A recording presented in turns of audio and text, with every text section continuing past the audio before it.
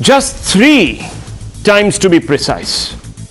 This law was placed in Parliament to put curbs on the right to pray, the basic guaranteed right of Hindus under the Constitution.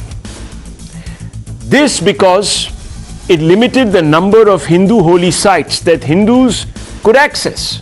For example, and that was the central purpose of this law, the Act declared that Hindus had no right to access any temple that had been demolished or any holy land that had been forcibly taken from them during successive waves of colonial invasions.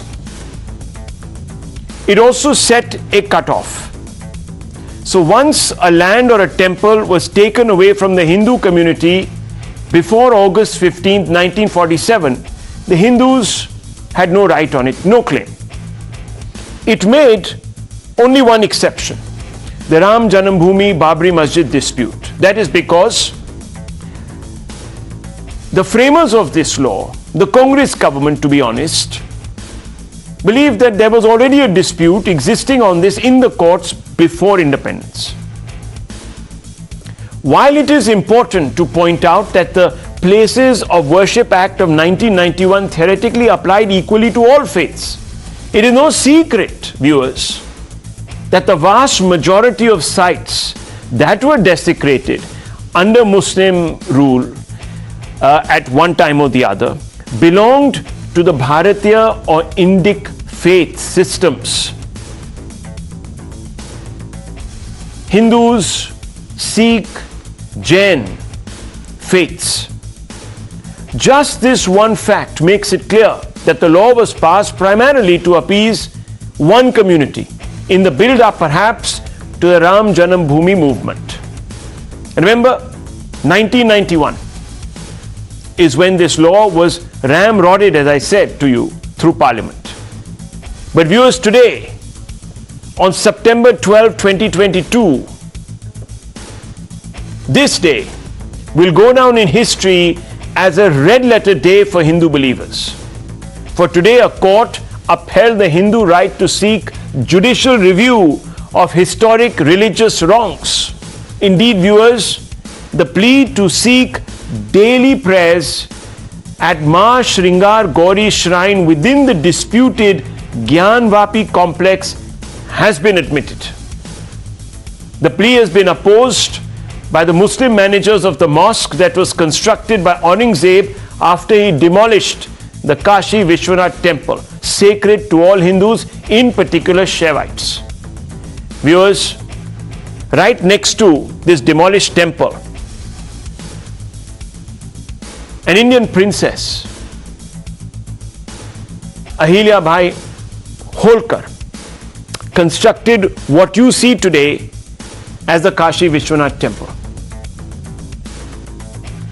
Viewers, the site that was desecrated after 1993 was closed off to Hindus.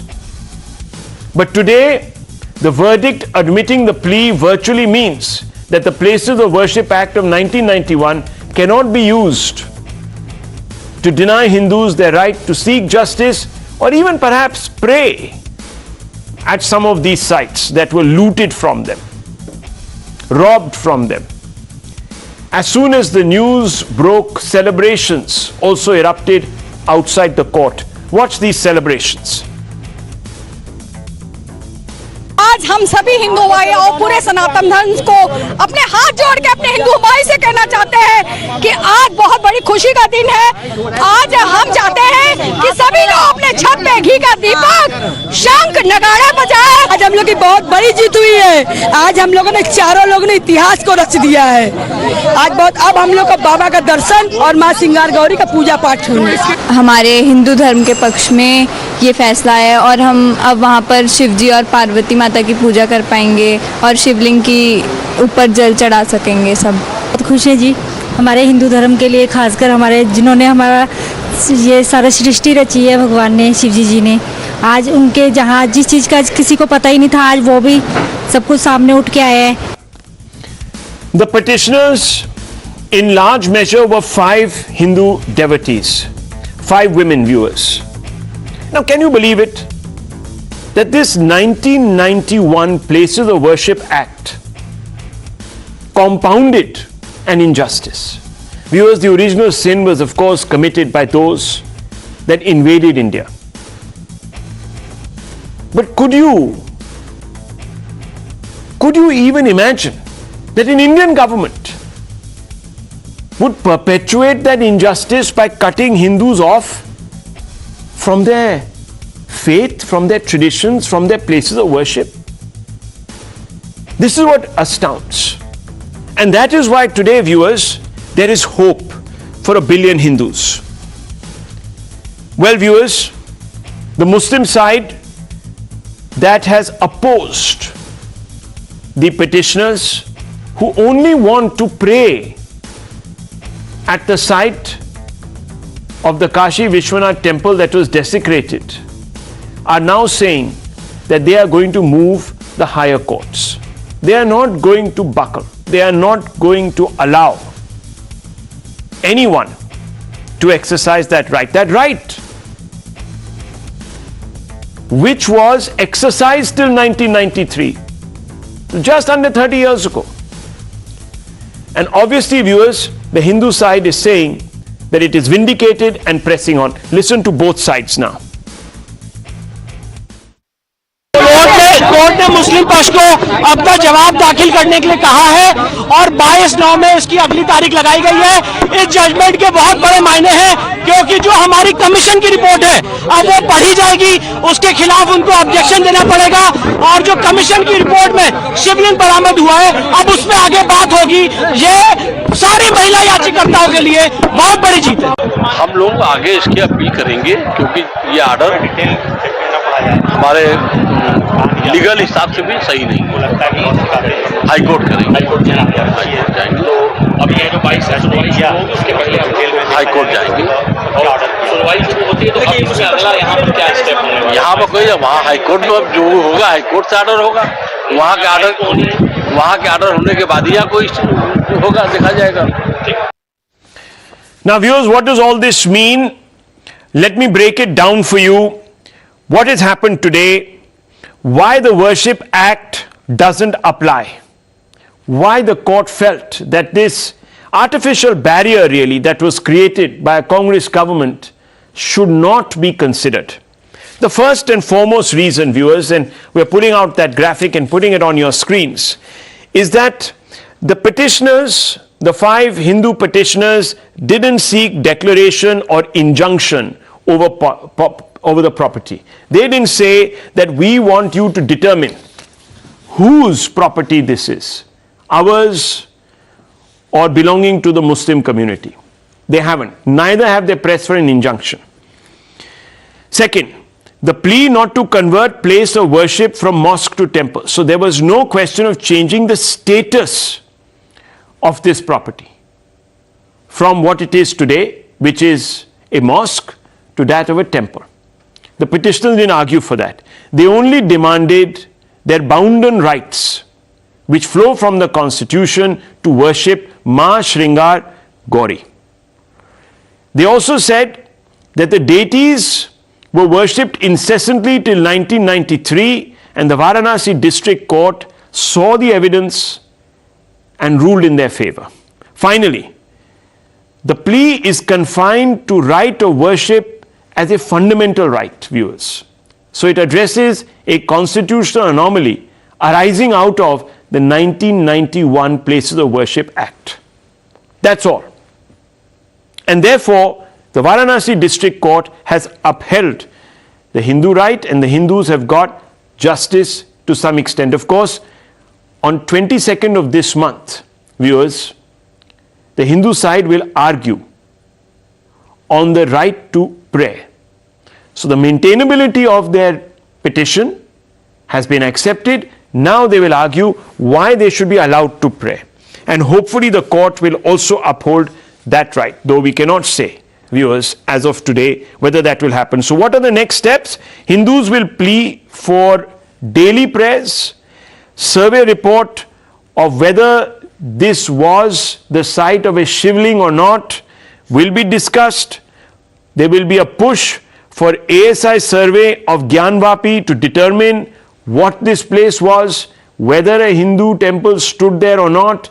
And viewers, just a plain tour will show you that in the insides of the mosque itself, there are Hindu motifs. So it's not going to take some massive excavation or anything. It's pretty much there. And the fourth step, plea for carbon dating of the shivling.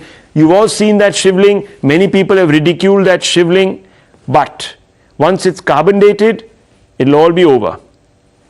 I want to open this up first and go to one person, viewers, who has repeatedly championed the rights of those who have been denied in this country. Dr. Subramanian Swamy is here with us. You have been championing, whether it's Ayodhya, whether it's now, in this particular matter, the rights of Hindus. Dr. Swamy, to be able to exercise their basic duties, guaranteed under the Constitution but denied. What, according to you, is the biggest takeaway, Dr. Swamy, from today's verdict and today's order? Well, the biggest takeaway is that the right to pray is superior to the right to own a mosque. In other words, in the 1994 Supreme Court judgment, they said that a mosque is only a place to read namaz. It is not a place of God as we have in our temples. A mosque can be shifted. A mosque can be destroyed. Of course, officially, not by a mob. For instance, if you go to Google, you will find in Turkey, to build roads, they demolish mosques. They demolish mosques in Saudi Arabia. So the first mistake we have made is to elevate the status of a mosque to that of a temple. Second is that the three temples that we have singled out, and not us, it's Swami Chinmayananda who started with the first meeting, Swami Dayanand Saraswati, the Shankaracharyas, all came to the conclusion that as far as the 40,000 temples that were demolished during the Islamic period, we want the restoration of three: Ram Janmabhoomi, Kashi Vishwanath, and Krishna Janmabhoomi in Mathura. Why? Because these three places cannot be reproduced in any other place. You can have a mosque in any place. Today it's there in Gyanvapi, tomorrow it can be somewhere in the banks of the Ganges. It can be anywhere. There is no sanctity of the mosque that is built in Gyanvapi. It was deliberately built on the orders of Aurangzeb because he found the previous two times when the the Muslim marauders came, the Hindus rebuilt Kashi Vishwanath temple again. So this time he said, you build the mosque on where the temple was, which is against Islam, by the way. You are not supposed to build on the religious places of other religions. It's written there in the Quran. It's an edict of Muhammad himself. So we have been so flexible. They are saying we are ready to fight through the court. All these ladies wanted is to worship the Shiva statue there, the Shiva Murti there, and the other things which are of religious value. They said, this we just want to worship, not take it over, but come once a week, twice a week, whatever time you permit. That they did not allow. What the 1991 Act simply said, erroneously, that except for Ram temple, Ram Janmabhoomi area, all others are frozen, that is as of 15th August 1948. Nothing else will be disturbed, they will be as the same. And today my petition is expanded to two more, Kashi Vishwanath and Mathura, because one is a place where Krishna was born. There is no replication for that. I can't find any other place in India for it. True. Just like Ram Mandir, we couldn't find any other place. That's why my fundamental right is to pray there. And Kashi Vishwanath, where Shiva planted the Jyotirling. Yes. The Muslim community must be flexible to agree they can build their masjid somewhere else. Okay.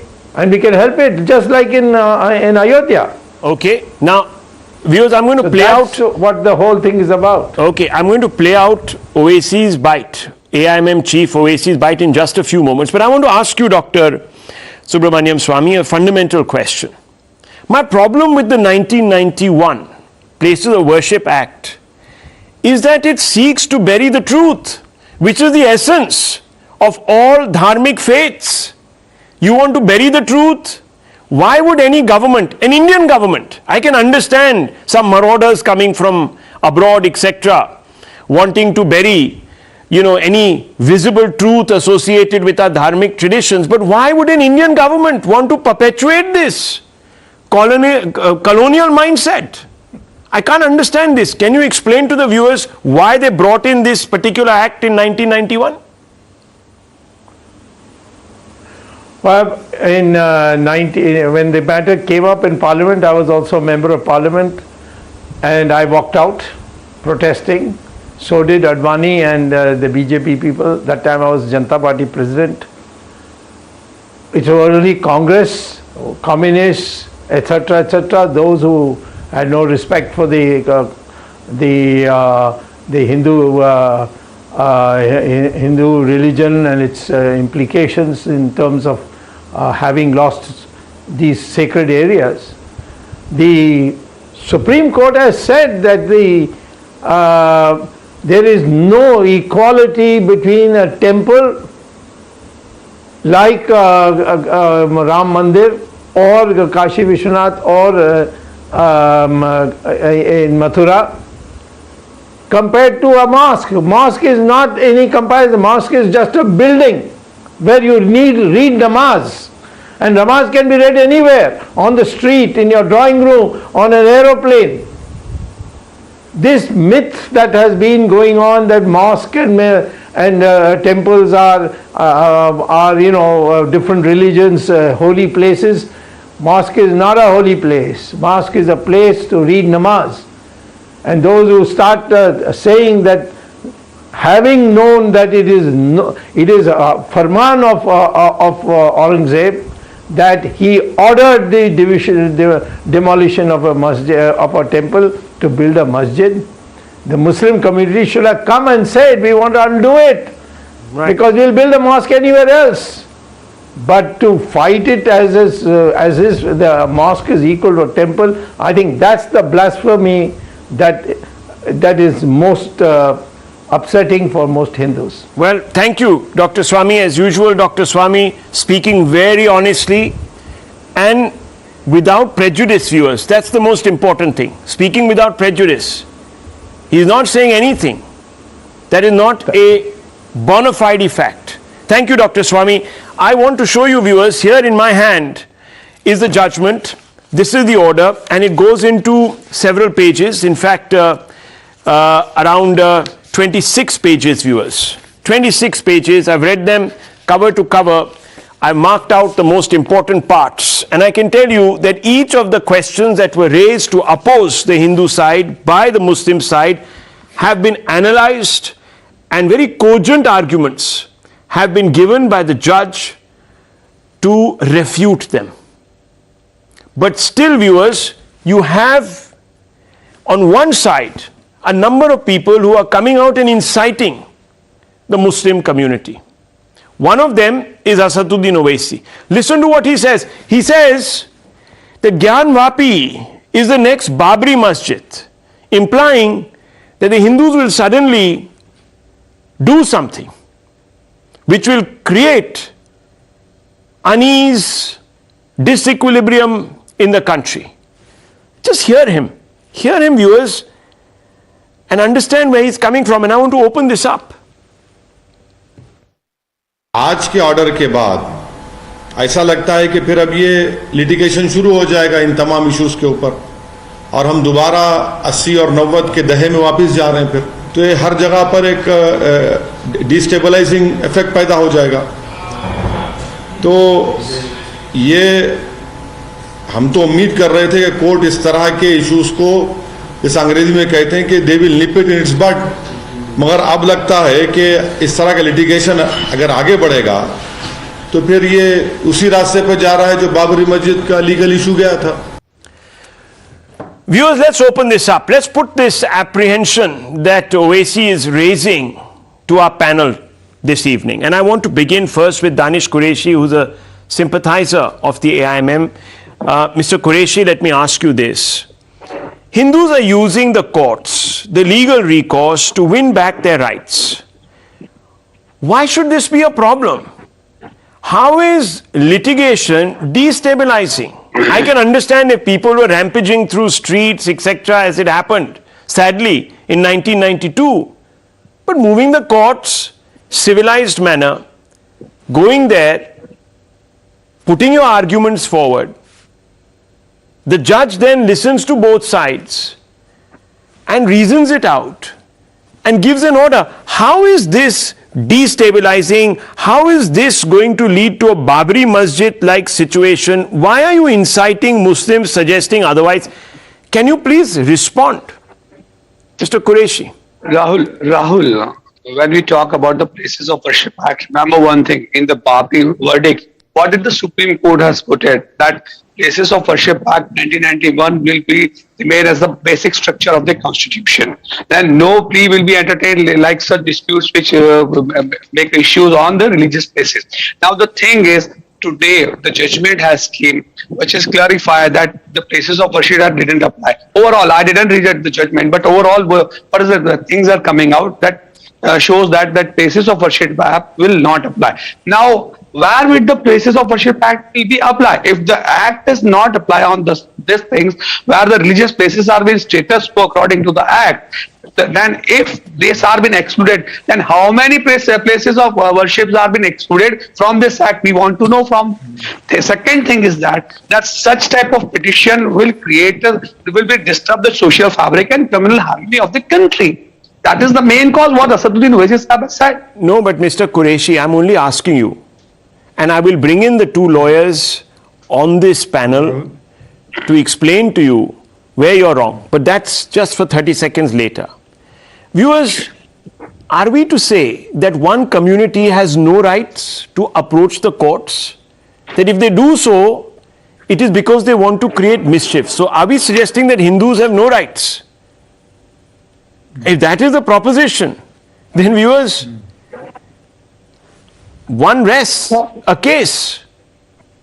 You can't alienate one community's rights from exercising their bounden duty by going to a court. And that is preposterous. That is preposterous. So, yeah, exactly. Newshour, we are not going there. Dr. Swamy has not taken a spade and a shovel, and he's not landing up there saying that I will burn this place down if you don't allow me inside to, demolish. It happened in the past. Yes, it happened. But that happened because the law and order also failed. But Rahul Ishwar, I just want to page 17. I just want to talk about this myth about the Places of Worship Act, etc., etc. You see, the Muslim side argued that since there is the Places of Worship Act that prevents Hindus from altering the status of all places of worship after 1947, therefore, you should not be moving any petition. Now, the Hindus are not saying we want to alter the status. They are not saying, at least as of now, viewers, that they want to change the Gyanvapi mosque back into a mandir. All they are saying is, and this is exactly what this particular judgment has said. It says, in my view, this argument of defendant number 4 does not hold much water. because the plaintiffs are claiming only right to worship at the disputed property. They want to worship Ma, Shringar, Gauri and other visible and invisible deities with the contention that they worship there till the year 1993. And the plaintiffs are not claiming ownership over the disputed property. In this particular matter, they are not. So people like Owaisi, people like Mr. Qureshi are definitely today trying to conflate two issues. And I want to go across first, just on this point, legal point, Ishkaran Bhandari, we are being told, don't approach the courts. The Places of Worship Act, in fact, forbids you, because in the Ayodhya judgment, it is said, don't approach the courts. Can you first explain what the Ayodhya judgment said in the context of the Places of Worship Act? Rahul, first let's be very clear. Access to justice is a basic human right recognized by UN. It's the foundation of any democracy that you would have the right to access justice. So for a change, I don't agree with your hashtag Hindus get justice. It is only Hindus get access to justice. They will now have access to present their facts. They will now have access to lead evidence. This is what the draconian law did. It stopped you from your basic human right of access to justice. Let me turn to Places of Worship Act now. Supreme Court only decides an issue directly before it.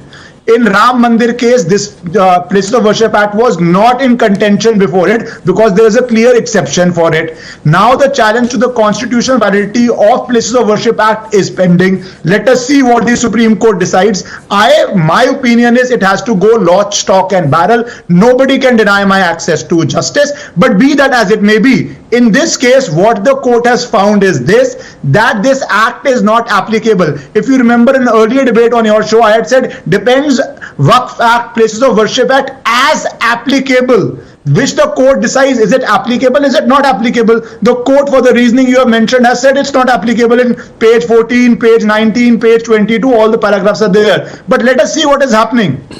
First, they used weapons to destroy temples, and later, by becoming a vote bank, they weaponized laws to prevent Hindus from accessing courts to get back the temples. This is the situation we are in. This is the tragedy that today we are celebrating. कि क्या है celebration के लिए? कि मैं evidence lead कर पाऊंगा, मैं facts court में बोल पाऊंगा कि मंदिर पे या places of worship में मेरा right क्या है. This is the level of draconian law read with the Waqf Act, which is the ecosystem they created. And I think today's order, if I may paraphrase Neil Armstrong, is one small order by court, but a giant leap for justice for temples. Okay, so let me now bring in Mr. Uday Mahurkar, Rahul Ishwar, and the Congress representative Lokesh Jindal. Now, Mr. Jindal, let me begin with you first. Why did the Congress, to paraphrase Ishkaran Bhandari, weaponize laws to disadvantage the Hindu community? I know that the law applies equally to all communities. I concede that point. But the effect of the law is chilling on the majority community the most. And this is implicit because we've had not one but two waves of colonization. And we know that it was the interests of the Hindus that suffered the most. We know this. So why? Why, sir, would a free government of free independent India extend this colonial historical travesty? Why? Mr. Jindal. Good evening, Rahul. When we talk about the nature of Indian state, it's a secular state. So its laws are not going to be on the basis of religion. Secondly, when we talk about Places of Worship Act 1991, it aims at maintaining the religious character of any place of worship. And now today, Varanasi Court's judgment came as a surprise to me because the court observed that the plaintiffs, they had been worshipping incessantly till 1993. Now please tell me, on what literary and material evidential basis has the court established this fact? The point is, there were worships in that particular place, that particular place of worship, but the religious character of a place of worship will be decided by the activities that take place in that place of worship. Now, if you are going to allow rituals, Hindu rituals every day in a Gyanvapi mosque, it ceases to be a mosque. It will become a temple. The point is, if Places of Worship Act 1991 still prevails, it has not been struck down by the Supreme Court. Therefore, the court must uphold the Places of Worship Jindal Saab, can I ask you a simple question? when was the Yes, sir. Gyanvapi mosque constructed? Can you answer this question? 1669. 1669, by your own admission, right? Yes. Since then, Hindus were allowed to go and offer prayers. You know this, right up till 1993. Did it become a temple?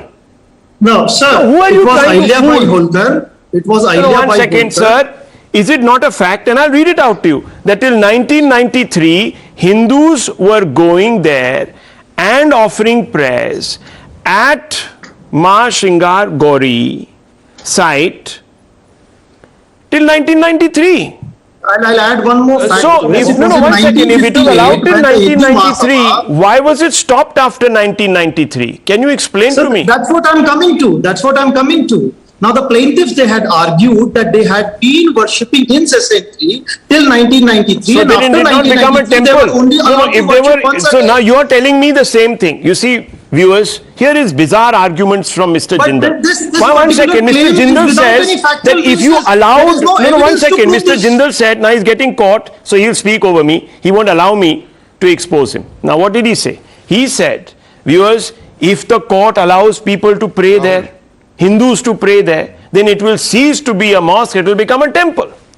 And he himself admits that till 1993, since time immemorial, from 1669, sir, I forgive your, sir, I beg your indulgence. I beg your indulgence, sir, I didn't interrupt you. I sought your permission. Please allow me to complete my point, sir. Go, Please. sir, go ahead. Go ahead. It was in 1958 that the Hindu Mahasabha for the first time conducted a Rudrabhishek. Sir. Following which there were instances and the worship used to take place, but it was not on a daily basis. It was taking place on an occasional basis. No, sorry, sir.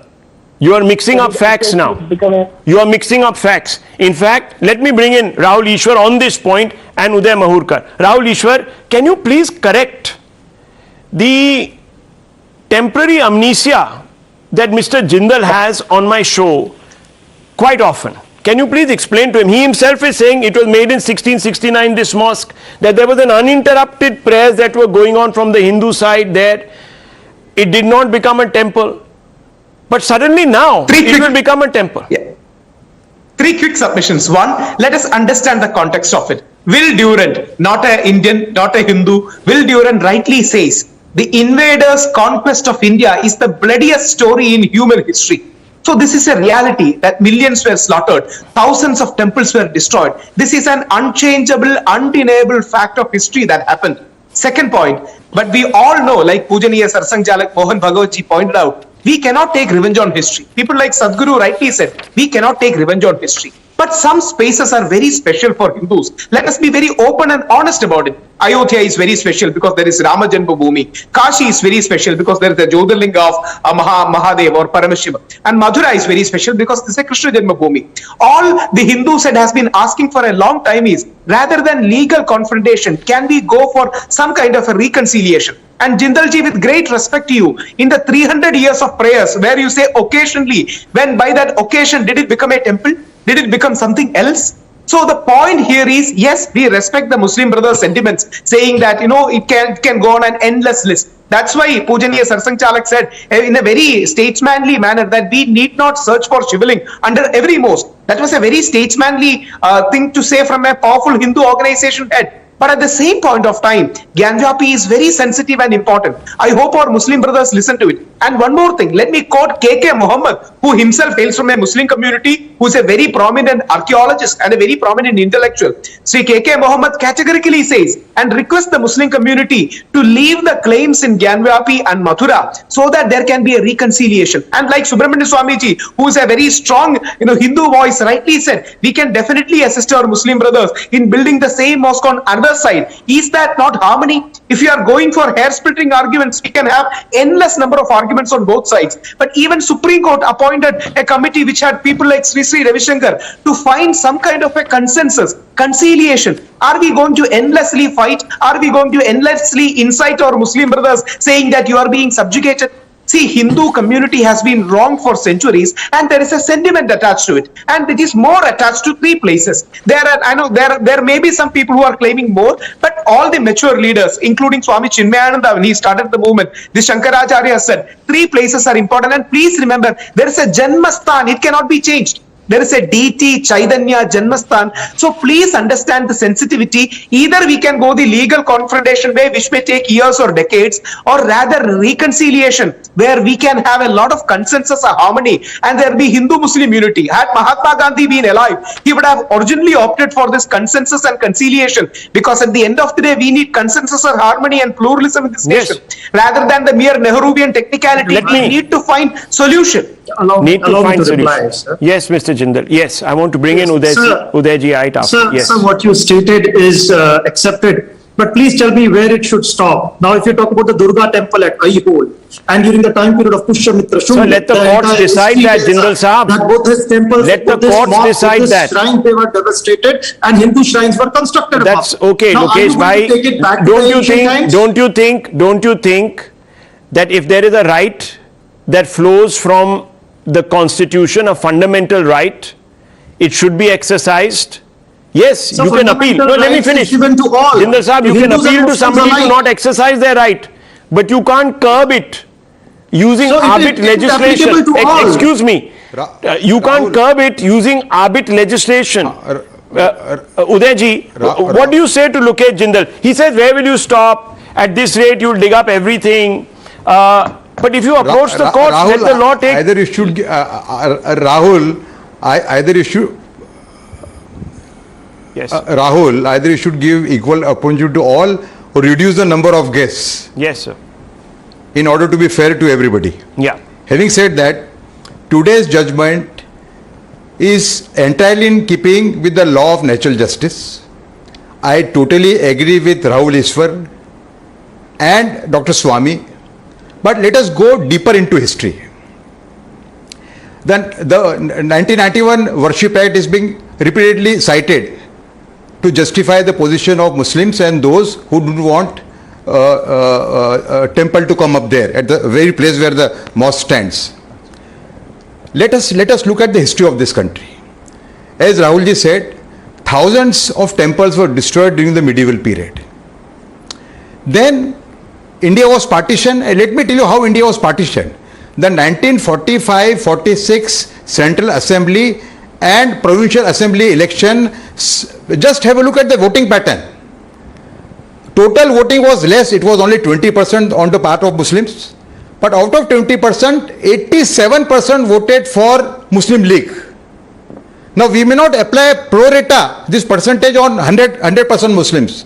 But one thing is very clear, a majority of the Muslims in 1945-46 wanted partition of this country, and they wanted Pakistan. Now after that,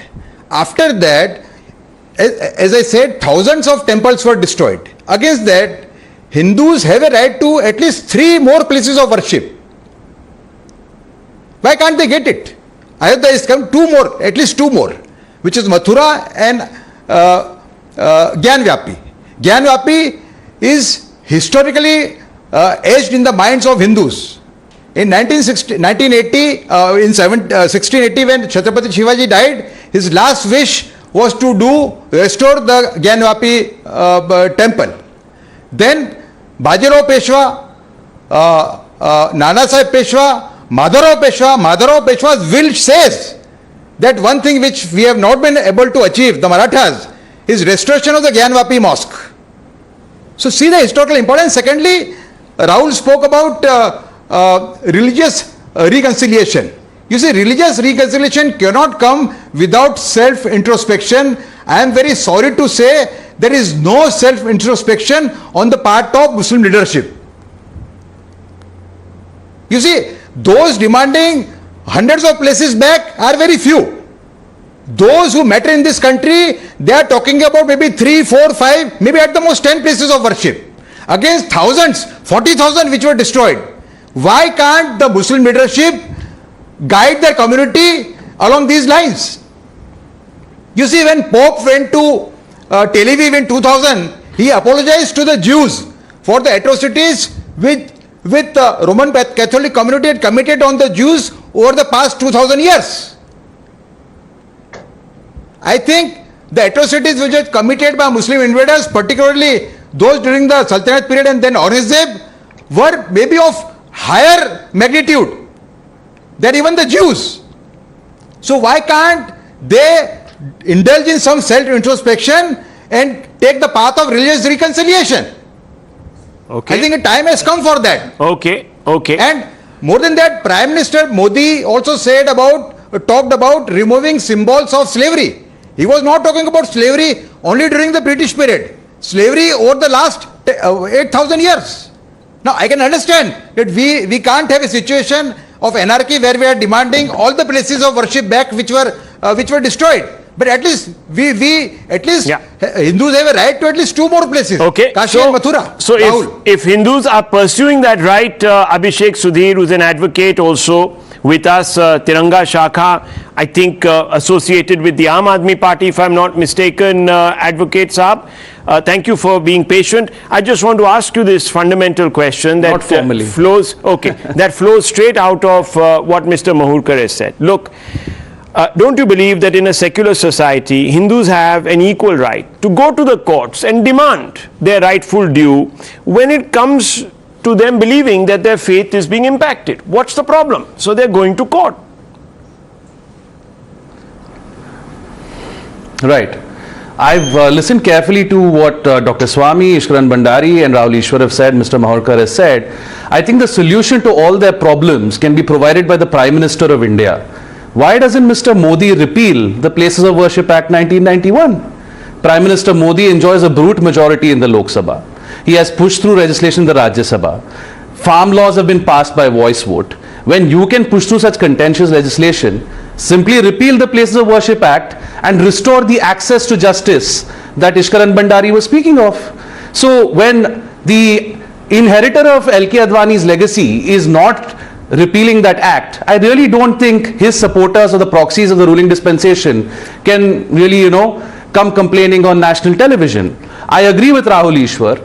I feel that the defendants in this case, I don't like to refer to those parties as the Hindu side and the Muslim side. I'll call them the plaintiffs and the defendants.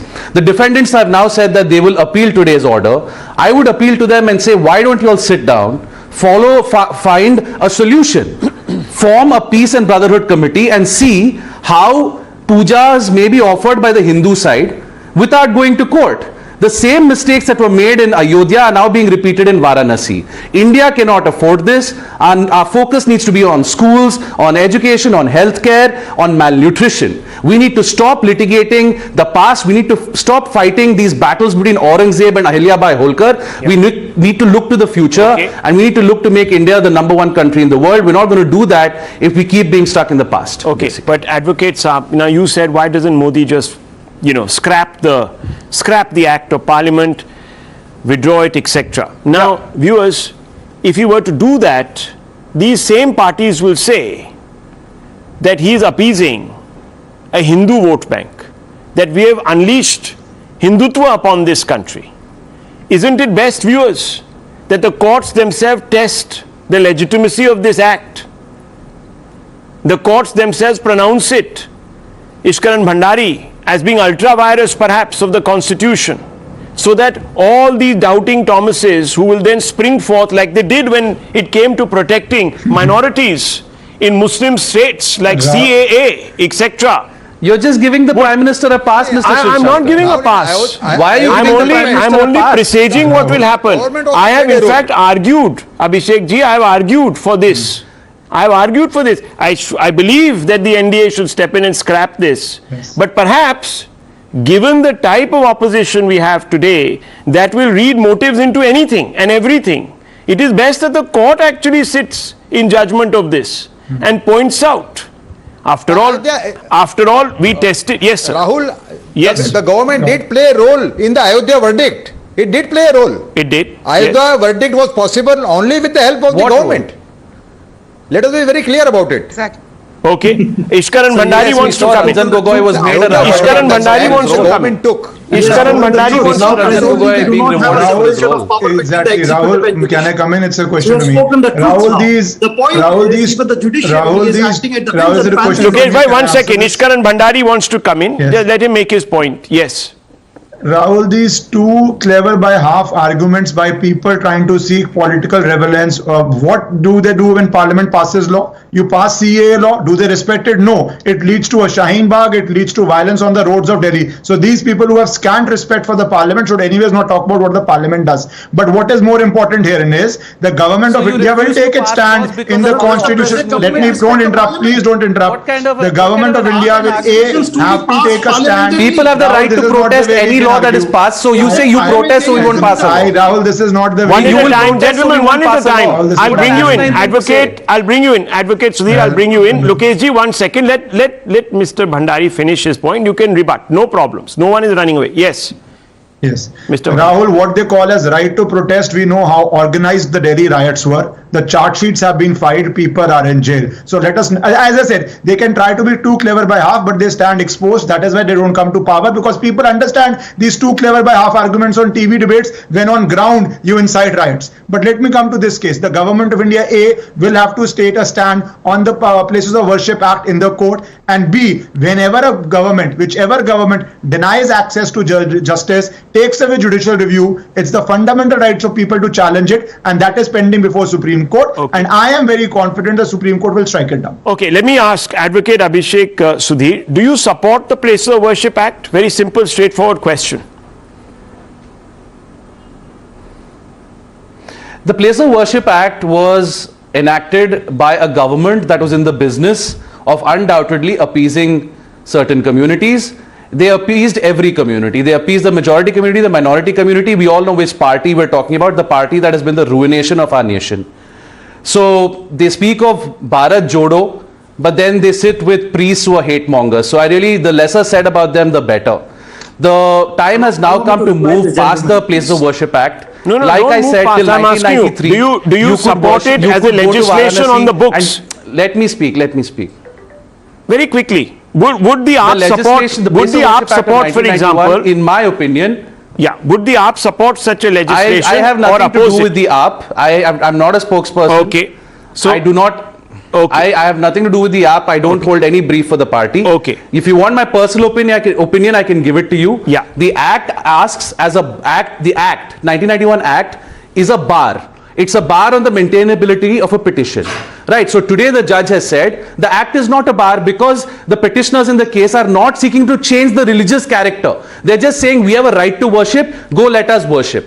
That's all they're saying. It also so as bars, long as they're not trying to change the character. It also as long bars as the review. To pray is being fought in the courts and not in the streets. I don't have a problem. Okay, 1 second. Look, Jindal, 1 second. Ishkaran Bhandari wants a counter question. Yes, Rahul, counter it's question. A simple question. Are you in favor of Places of Worship Act or you think it should go? It's a very simple question.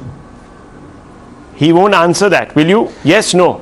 Scrap. Ishkaran Bhandari, should Narendra Modi repeal the Places of Worship Act? Okay, so we've question. had a... Answer me that, I'll answer you back. Okay. Why is Narendra Modi not repealing the Place of Worship Act? I don't run away. I will answer that. I do believe Parliament should repeal the law. I have no hesitancy in saying that. Because I don't think so. A law which denies access to Hindus should be on the books. Do you blame Narendra Modi? Let me finish now. Now you're do you blame Narendra Modi? Abhishek Sudhir, viewers, Abhishek Sudhir not taking a position, finding every excuse to constantly change the goalpost.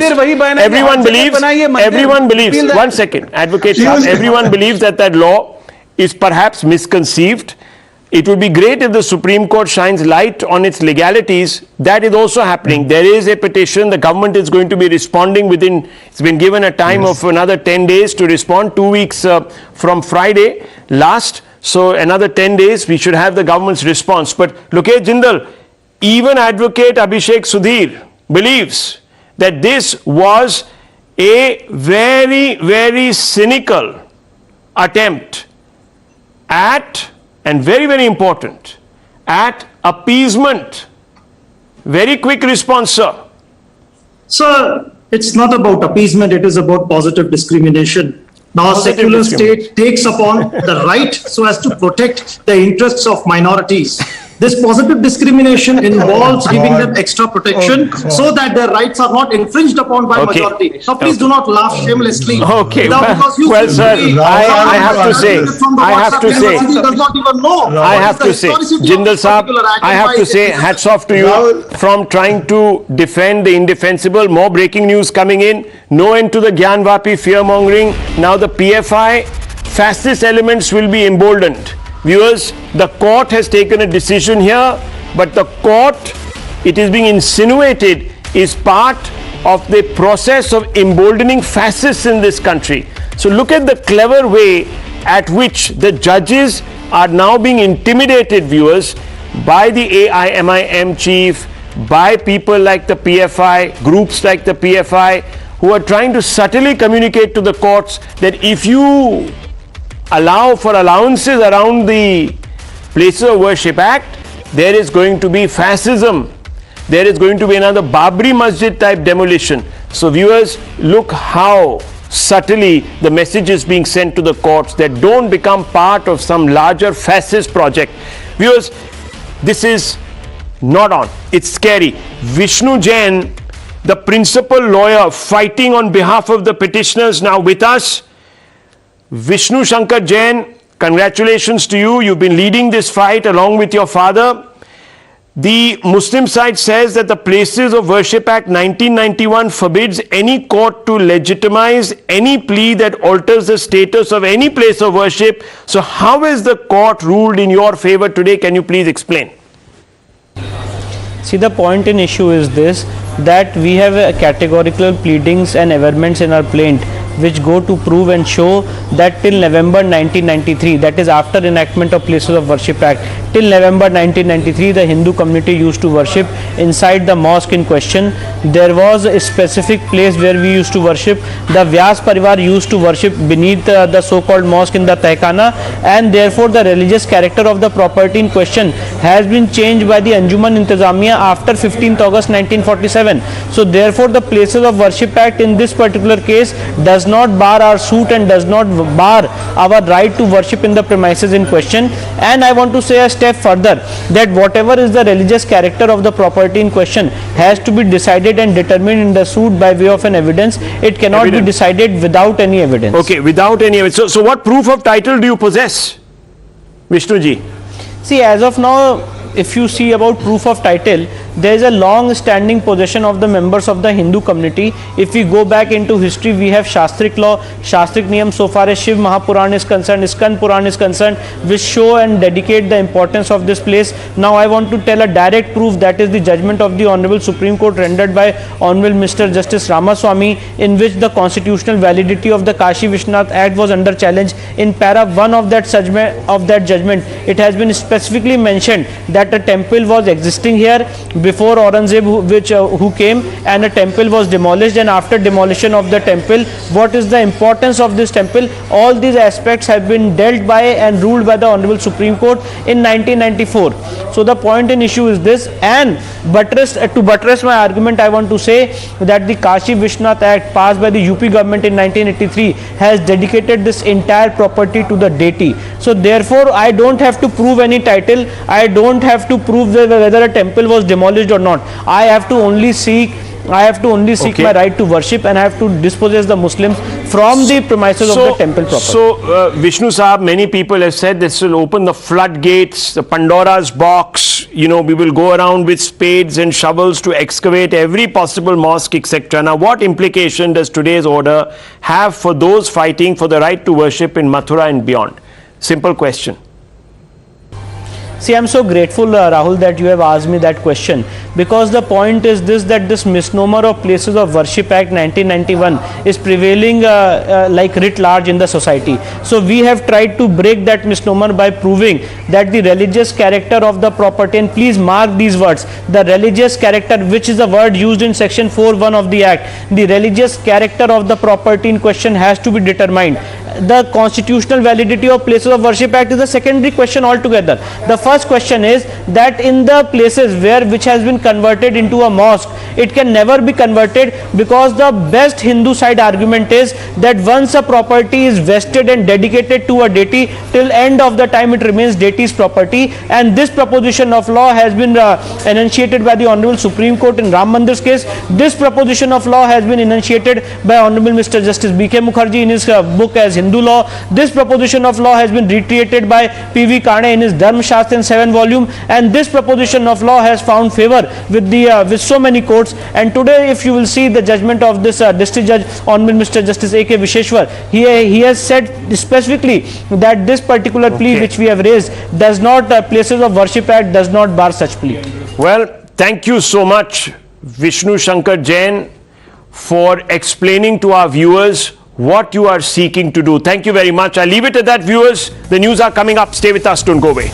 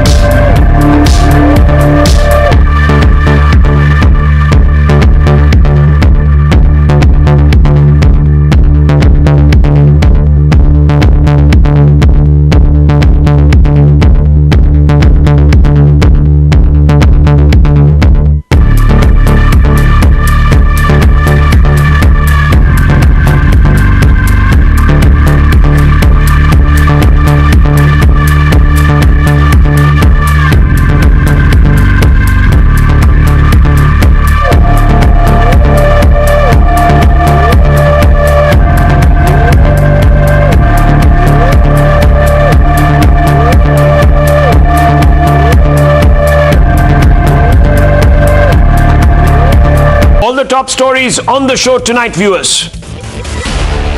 Prime Minister Narendra Modi inaugurated the IDF World Dairy Summit in Greater Noida.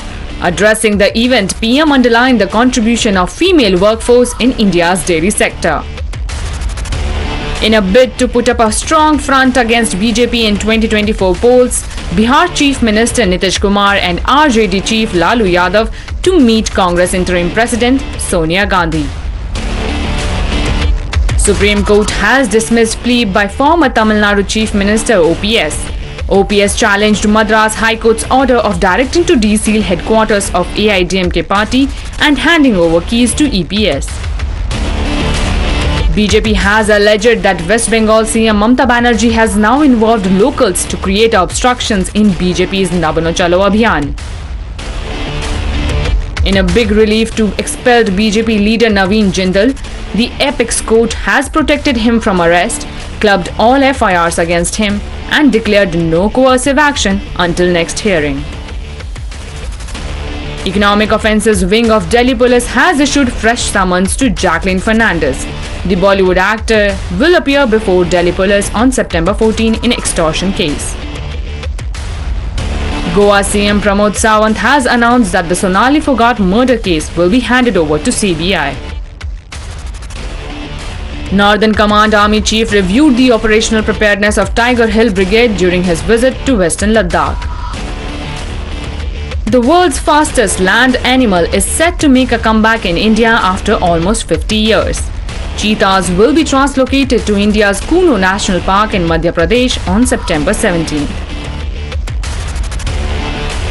External Affairs Minister S. Jaishankar signed the condolence book for Queen Elizabeth II at the British High Commissioner's residence.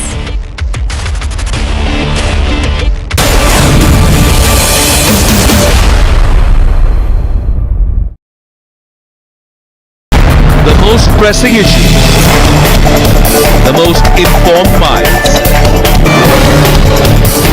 free and fair exchange. Converse India with Rahul Shivshankar.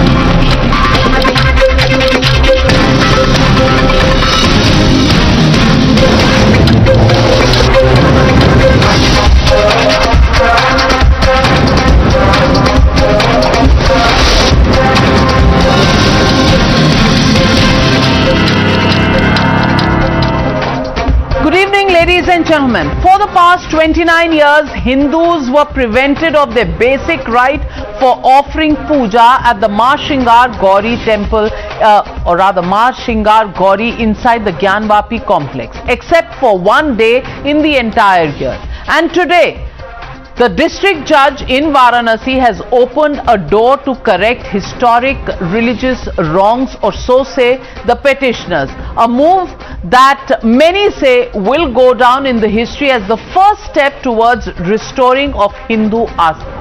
The court today declared that Places of Worship Act cannot apply to the Gyanvapi suit. This was the main argument that the Muslim side was banking on.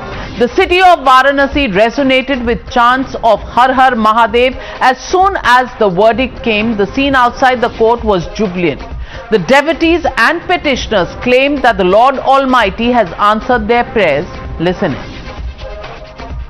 आज हम सभी हिंदू भाई और पूरे सनातन धर्म को अपने हाथ जोड़ के अपने हिंदू भाई से कहना चाहते हैं कि आज बहुत बड़ी खुशी का दिन है। आज हम चाहते हैं कि सभी लोग अपने छत पे घी का दीपक, शंख, नगाड़ा बजाए। आज हम लोग की बहुत बड़ी जीत हुई है। आज हम लोगों ने चारों लोगों ने इतिहास को रच दिया है। आज बहुत अब हम लोग का बाबा का दर्शन और माँ सिंगार गौरी का पूजा पाठ हुई। हमारे हिंदू धर्म के पक्ष में ये फैसला है और हम अब वहाँ पर शिवजी और पार्वती माता की पूजा कर पाएंगे और शिवलिंग की ऊपर जल चढ़ा सकेंगे। सब बहुत खुश है जी, हमारे हिंदू धर्म के लिए, खासकर हमारे जिन्होंने हमारा ये सारा सृष्टि रची है भगवान ने, शिवजी जी ने। आज उनके जहाँ जिस चीज़ का किसी को पता ही नहीं था, आज वो भी सब कुछ सामने उठ के आया है। While worshipping and offering prayers may be still some way away, as the matter is only been allowed to be heard, and that the Places of Worship Act cannot come in the interim, all the arguments of the Masjid panel were dismissed on this issue, as the court ruled that the Hindu petitioners don't want ownership but just the right to worship, which exempts them from coming under the ambit of the 1991 law. Refusing to budge, the Muslim side is all set to challenge the verdict in the High Court. Listen in. Court ने मुस्लिम पक्ष को अपना जवाब दाखिल करने के लिए कहा है और 22/9 में इसकी अगली तारीख लगाई गई है। इस जजमेंट के बहुत बड़े मायने हैं, क्योंकि जो हमारी कमीशन की रिपोर्ट है अब वो पढ़ी जाएगी, उसके खिलाफ उनको ऑब्जेक्शन देना पड़ेगा, और जो कमीशन की रिपोर्ट में शिवलिंग बरामद हुआ है अब उसमें आगे बात होगी। ये सारी महिला याचिकाकर्ताओं के लिए बहुत बड़ी जीत है। हम लोग आगे इसकी अपील करेंगे, क्योंकि ये आर्डर हमारे लीगल हिसाब से भी सही नहीं है। हाई कोर्ट करेंगे, हाई कोर्ट जाएंगे। तो अभी ये जो 22 है उसके पहले हम जेल में हाई कोर्ट जाएंगे। सुनवाई शुरू होती है तो अब अगला यहाँ पर क्या स्टेप होगा? यहाँ पर कोई, वहाँ हाई कोर्ट में अब जो होगा हाई कोर्ट से आर्डर होगा, वहाँ के आर्डर होने के बाद यहाँ कोई होगा, देखा जाएगा। While today's decision by the court has given hope to the Hindu side that the day is not far when the court will take note of the shivling and traces of the Hindu temple found inside the complex of the Gyanvapi, irrefutable evidence featured in the 10-hour-long videographic survey. But that's a belief. From shivling inside the Wazukhana to Trishul markings on the mosque wall to lotus motif and inscriptions in Sanskrit, all of which will now be brought to the notice of the court. But there is no end to the fear-mongering of people like Asaduddin Owaisi, who are already warning of a destabilizing effect. They maintain that the ripple effect of this judgment today will be similar to that of the Babri Masjid demolition. The BJP and the Saffron leaders insist that today's order will lay the foundation for unshackling the Krishna Janmabhoomi in Mathura as well. Listen in to this war of words.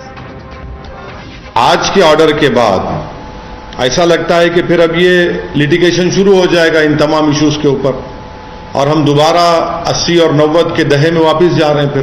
तो ये हर जगह पर एक destabilising effect पैदा हो जाएगा। तो ये हम तो उम्मीद कर रहे थे कि कोर्ट इस तरह के इश्यूज को, जैसे अंग्रेजी में कहते हैं कि they will nib it in its but, मगर अब लगता है कि इस तरह का लिटिगेशन अगर आगे बढ़ेगा तो फिर ये उसी रास्ते पर जा रहा है जो बाबरी मस्जिद का लीगल इशू गया था। अयोध्या, मथुरा, काशी 3 ऐसे स्थान हैं जो हिंदुओं के लिए वेटिकन सिटी और मक्का मदीना के जैसे हैं। काशी विश्वनाथ जी का स्थान है, अयोध्या राम जी का स्थान है और मथुरा भगवान श्री कृष्ण का है और ये तीनों ही हमारे पूज्य देवता हैं। अगर इन तीनों को आप इनसे अलग कर देंगे तो आगे ये देश बहुत शांति से रहेगा, क्योंकि यहाँ पर जो आक्रांताओं की यादें बनी हैं वो हमें बहुत अपमानित करती हैं, हमारी बहुत बेइज्जती करती हैं और करोड़ों लोग यहाँ जाते हैं। मैंने ये कहा था उस समय, आज नहीं, आज परिस्थितियाँ बदल चुकी हैं। मैंने कहा था कि अगर अयोध्या, मथुरा और काशी ये तीनों स्थानों पर आपस की सहमति से भव्य मंदिरों का निर्माण हो जाएगा तो हिंदू इतना बड़ा दिल रखने वाला समुदाय है कि वो बाकी मस्जिदों पर संकट आता देखेगा तो खुद डंडा लेके खड़ा हो जाएगा। So the legitimate question we are asking on the Newshour tonight: why discredit legal respite to Hindu Astha? That's the question and that's the debate. Hindus get justice. That's the hashtag and the debate on the other side. You're watching the Newshour at 9. Debate number 1 on Times Now. Super Prime Time.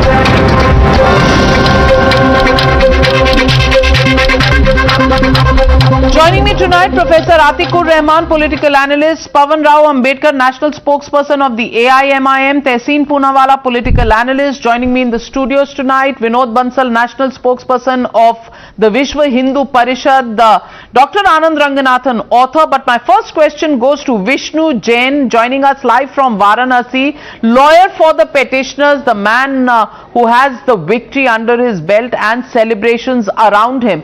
Vishnu Jain, many people today are asking you the question on whether this is now the beginning of opening up of a destabilizing impact, as Mr. Asaduddin Owaisi calls it, across the country by reopening cases in various parts of the country. See, Navika, very good evening.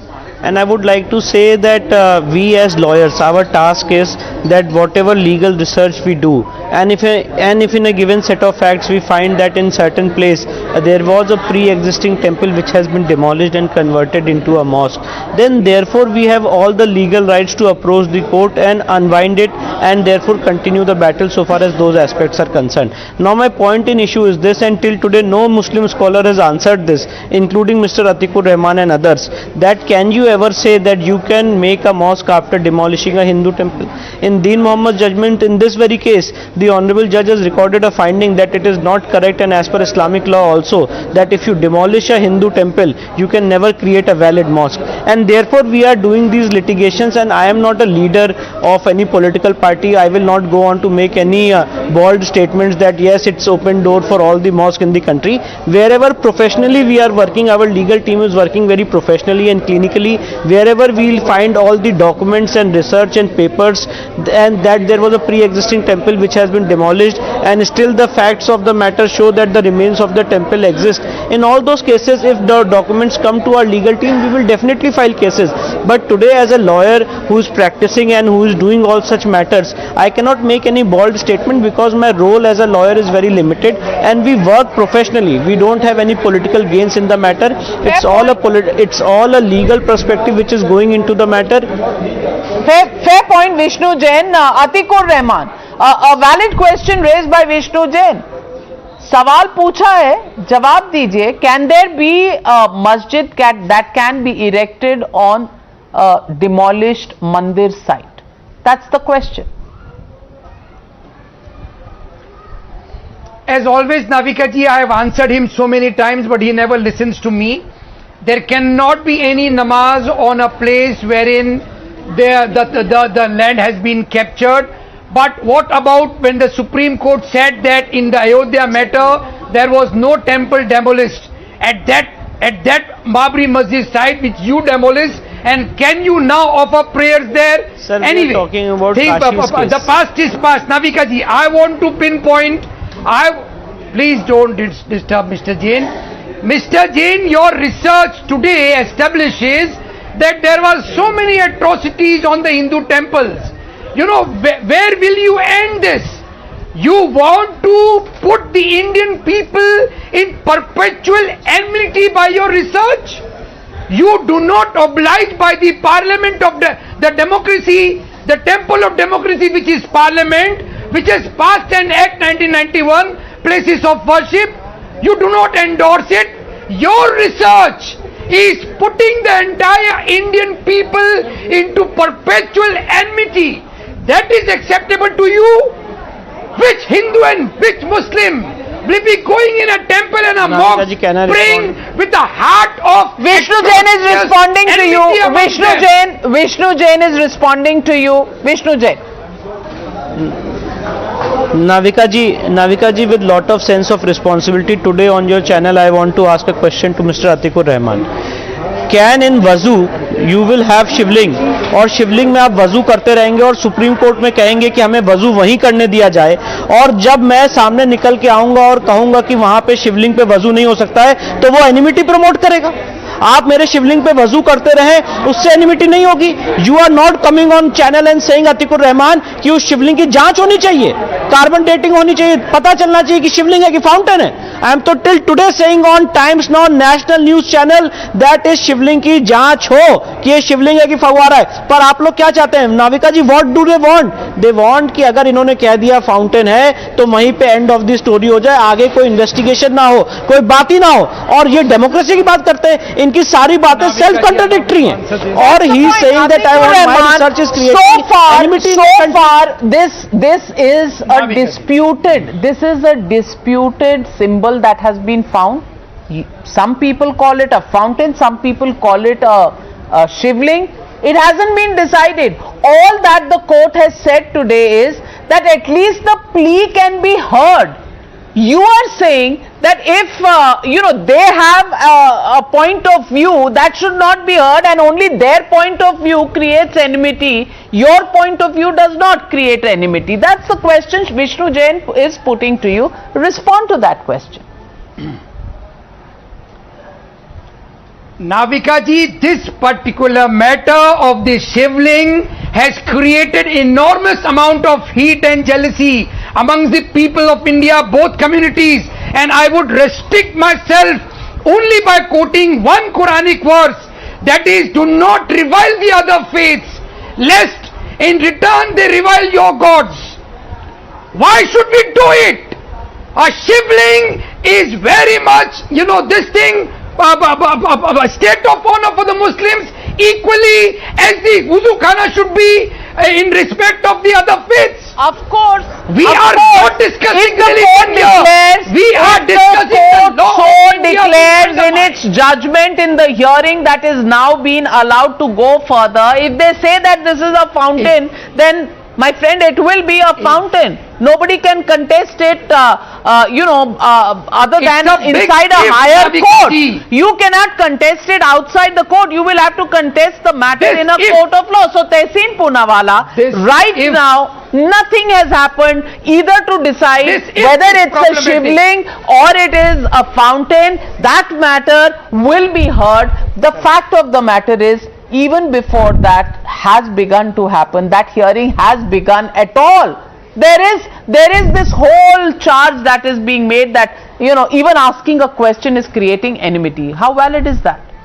Good evening, Navika ji. Good evening to all my fellow panelists, your viewers, and at the onset, congratulations to Vishnu Jain bhai. On the first step, he's got success. Of course, this will be challenged on the higher courts, and that's the constitutional framework.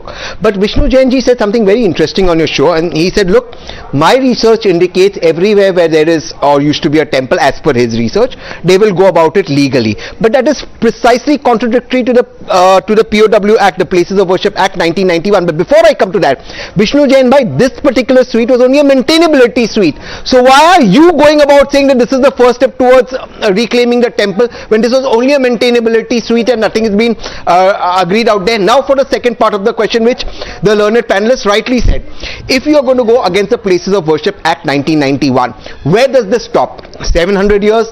1000 years? 18th century, 17th century, 15th century, 10th century. What if tomorrow, for example, a Jain community says, look, we had a temple here which has been demolished and another religious structure has come out.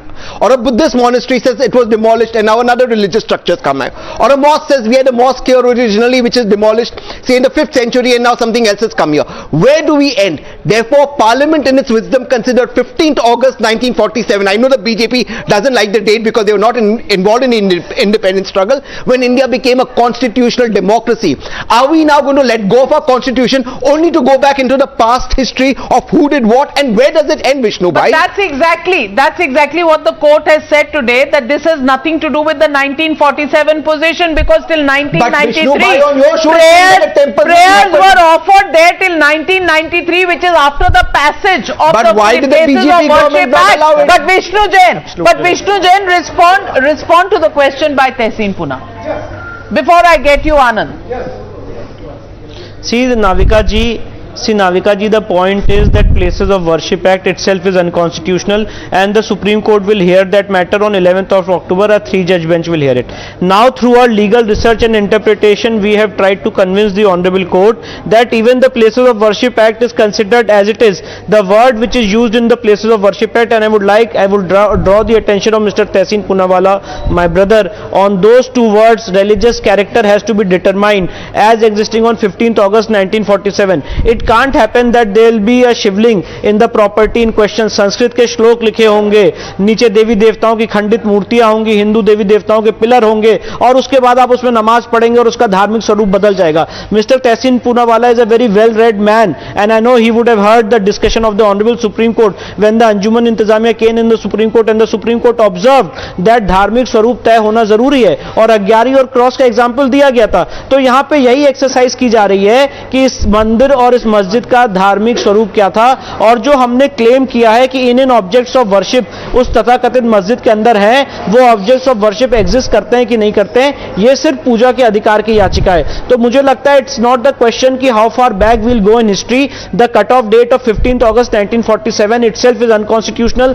because 15th August 1947 we just got our independence. If there has to be a cut off date, I want to say on your channel, it has to be 1192 when the last Hindu Raja was existing in question. And if Mr. Poonawala has so much pain for the Jain community, he is also a lawyer. He should file some cases where the Jain community temple has been destroyed and some religious faith has taken it over. No, Vishnu, why is 1192 I am also fighting it. Why not 780? Why not the point is, Navika ji, so to 1192.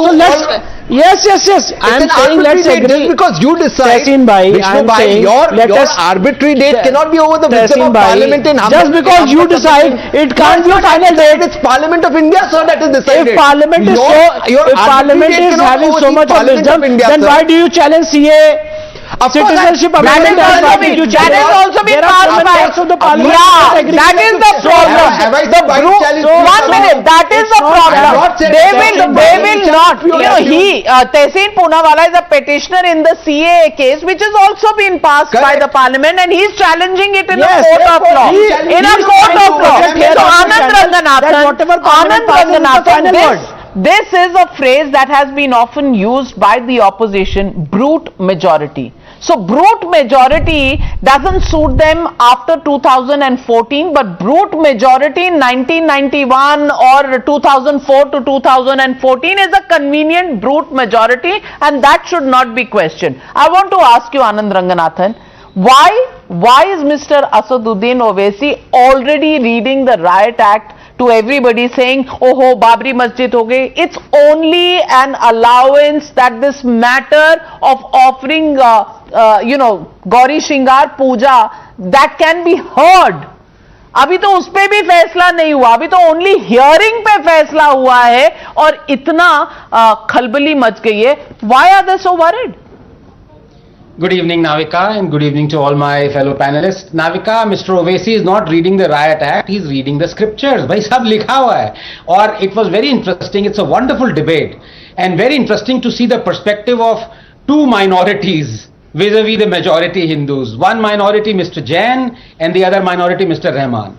बहरहाल नाविका, आप ये समझ लीजिए कि एक भी inch नहीं दिया जाएगा हिंदुओं को, एक भी इंच. ये आग का दरिया है, इसमें डूब के जाना पड़ेगा. So kudos to Mr. Jain. But let me tell you also this, Navika, you can airbrush history. You can. People have. But you cannot airbrush a civilization. The court must be thanked for declaring that the plea is maintainable. And the Hindus must be thanked for pleading before the court to seek justice. If the holiest shrine of some other religion was demolished by a Hindu king and people of other faiths washed their dirty feet all around the sacred relic, this country would have witnessed a civil war. This atheist owes a debt of gratitude to 1 billion Hindus who are writing their history with the grammar of justice, not anarchy.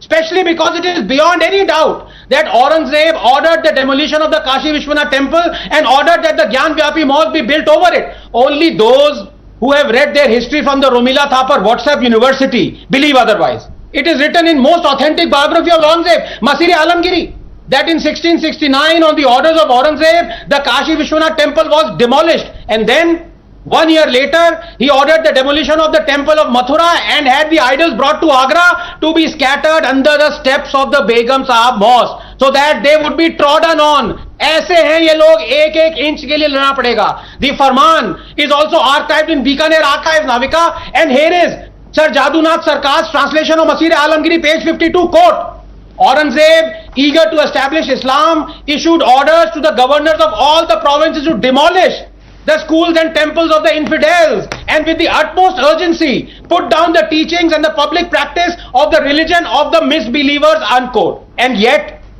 there are those who deny the Hindus their legitimate right to correct historical injustice, and principal among them are our legislature and the judiciary. To me, Navika, one of the most barbaric legislations ever elected in India is the 1991 Place of Worship Act. But in 2019, the virtual signaling Supreme Court in its Ayodhya judgment willfully ratified this act that obligates maintaining all religious places as they were on August 1947.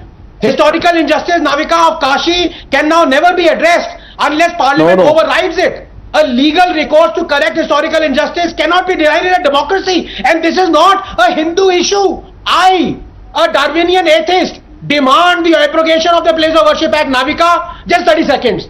If a mosque had been demolished by a Hindu king and a temple built on it, I, a kafir and an atheist for whom Islam sanctions death penalty, would have fought with my Muslim brothers for the right of Muslims to legally take back their mosque.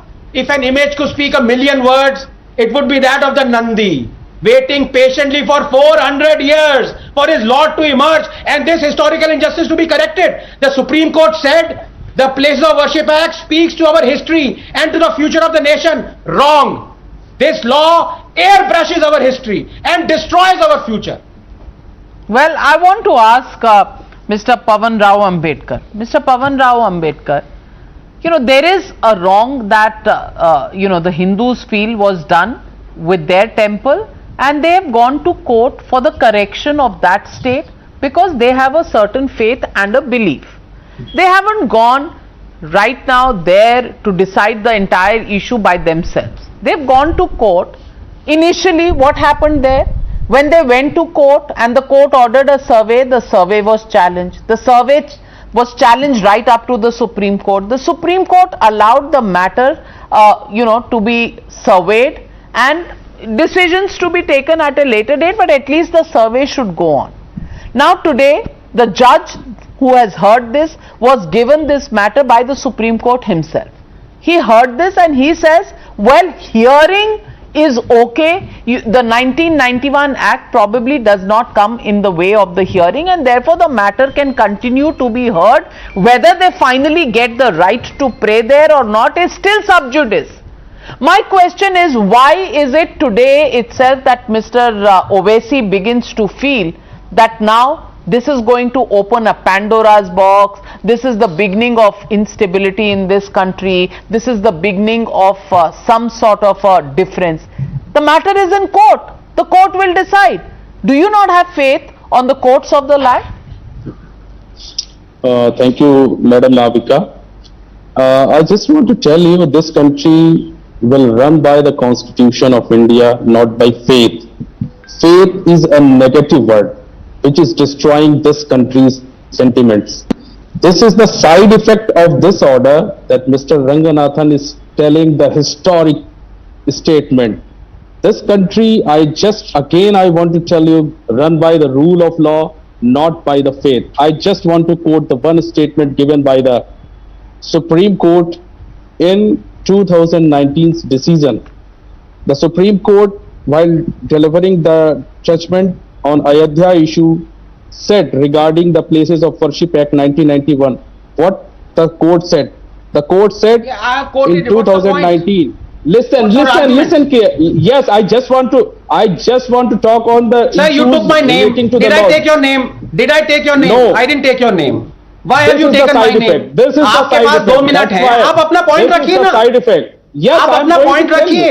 I'm going to tell you. Why this futile exercise to get after me? You will only be humiliated and embarrassed. Don't do that. Side effect. This is the side effect. मेरे पीछे बहुत लोग आए हैं. Please don't embarrass yourself. You have 2 minutes. You keep your. I'm not embarrassed. Please come in. I'm not embarrassed. Please come in and ask this gentleman to make his point without making any reference. You are so much enthusiastic person.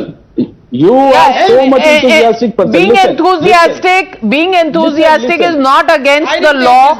So far, the Constitution does not disallow any citizen of India from being enthusiastic.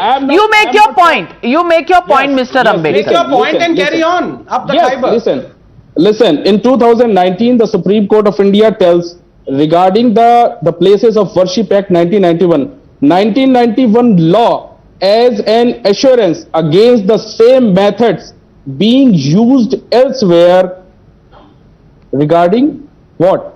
Future point of view.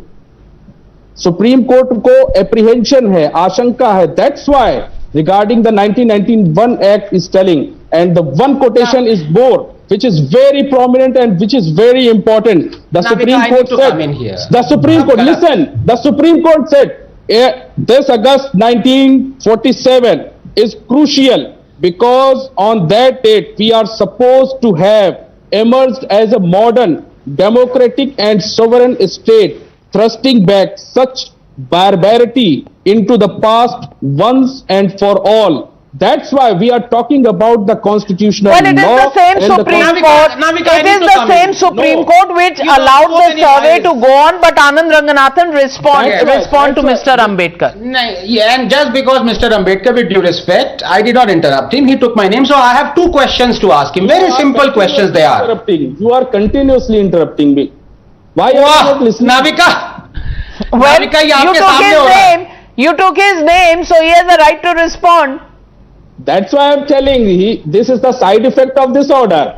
Every person is very enthusiastic that I got this. आप ओवैसी साहब के side effect पे कुछ नहीं बता रहे, आप आनंद रंगनाथन के साइड इफेक्ट पर बता रहे हैं. आप ओवैसी साहब का जो साइड इफेक्ट हुआ है उस पर भी बता दीजिए. वो साइड इफेक्ट नहीं, वो सच्चाई है. ये देश इस देश के भारतीय संविधान से चलेगा. आप लोग आस्थाओं के आधार पर क्यों चलाना चाहते हैं? मैं एक बार फिर से कहना चाहता हूं. Doctor Ranganathan respond to mister Ambedkar. इनको लीगली से कोई लेना देना नहीं है, इसलिए मैं इनको नॉन लीगली 2 एकदम आसान से सवाल पूछता हूं. सर लीगली सुन लीजिए. अब who is interrupting mister Ambedkar? You made your point. Anand Ranganathan is responding to you. I will come back to you, my friend. Just hold on, little patience. Yes. हाँ, इसमें Navika, I know both of us are Punjabi, but इसमें मैं आपको भी दोषी ठहराता हूँ क्योंकि उससे पहले मैं तो दोषी हूँ, गुनाहगार हूँ. अच्छा, आप मिस्टर आतिक और रहमान को भी आपने खुली छूट दी, उन्होंने झूठ बोल दिया अयोध्या जजमेंट का, तो अब उसका भी मुझे रिबट करना पड़ेगा. इतना टाइम नहीं है हमारे पास, तो आपको सिर्फ कहना चाहिए कि भाई झूठ मत बोलो, आगे बढ़ो. He said that Supreme Court did not say that the temple found underneath the Babri Mosque was of Hindu origin. Completely wrong. Supreme Court said it and I can quote the judgment. But बहरहाल मैं mister Ambedkar पे आना चाहता हूं. यहाँ पे 2 सवाल हैं इनसे, एकदम सिंपल से. मिस्टर अम्बेडकर, क्या चर्चेज और मॉस्क्स गवर्नमेंट कंट्रोल के होने चाहिए, अंडर होने चाहिए कि नहीं, हाँ या ना? और नंबर 2, अगर किसी हिंदू किंग ने किसी मॉस्क का Islamic religious place of worship को डिस्ट्रॉय किया, उसके ऊपर मंदिर बनाया और मुस्लिम्स ने कहा कि नहीं हमें ये मॉस्क या रिलीजियस प्लेस ऑफ वर्शिप वापस चाहिए, वो सुप्रीम कोर्ट के पास गए या जज के पास गए जस्टिस मांगने लीगली, क्या आप उनके साथ खड़े रहेंगे कि नहीं? हाँ, ना में सिंपल लैंग्वेज में आपसे सवाल पूछ रहा हूं, कॉम्प्लिकेटेड कुछ नहीं है, ये साइंस और मैथ्स नहीं है. Okay, let Mr. Ambedkar respond and I'm coming to you. Simple, अगर आप ये हिस्टोरिकली पॉइंट ऑफ खोद रहे हैं तो आपको बुद्धिज्म खोदना पड़ेगा, आपको मंदिर को भी चेक कराना पड़ेगा, उसकी कार्बन बोलेंगे उसकी कार्बन डेटिंग कराइए, उसकी कार्बन डेटिंग कराइए, you will get the historical point. Why are you अगर मुस्लिम्स कोर्ट के पास जा रहे हैं वो मॉस्क वापस ले ले, क्या आप उनके साथ हैं कि नहीं? हिम्मत है तो बोलिए। You are not following the law. We are not following the law. Why? What is? I want to ask you, Tehseen Poonawala, you know, when Mr. Ambedkar says that he is following the law and he holds up, the judgment of the Supreme Court, I want to ask you, today's judgment, is that not part of the law? Are we to interpret it, or has the district judge given his verdict? If it is not acceptable to certain people, they can go to a higher court. That is the way the constitution works. Why are we beginning to find fault with the verdict that has come, and why are we holding up the 1991 act when the judgment today says the matter can go on? And the fact is, when you invoke the 1991 Act and the cutoff date of 15th of August 1947, my friend, after the 91 Act, Gauri, Shringar, Puja was being offered there till 1993. Why don't you remember that? Where is the amnesia in remembering that? No amnesia. So let's answer three specific questions you raised. Adding to what Anand said. Anand, like you, I am a fellow atheist, perhaps in a minority in this country.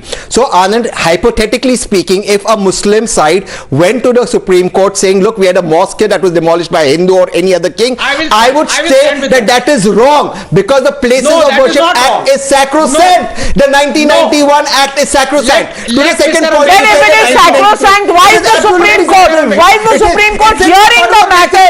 It should have thrown out the matter. Why is the Supreme Court hearing the matter? Dr. Anand Ranganathan, if the Supreme Court is hearing the challenge on the 1991 Worship Act, it's not as if it has not admitted the matter. It's not as if it is not hearing the matter. Now, if it is hearing the matter and the next hearing is on the 11th of October, can we already say that questions have not been raised and the Supreme Court is not... But in a democracy, you can raise questions. It's a part of the basics of... So exactly my point. BJP raises on secularism. So exactly my point.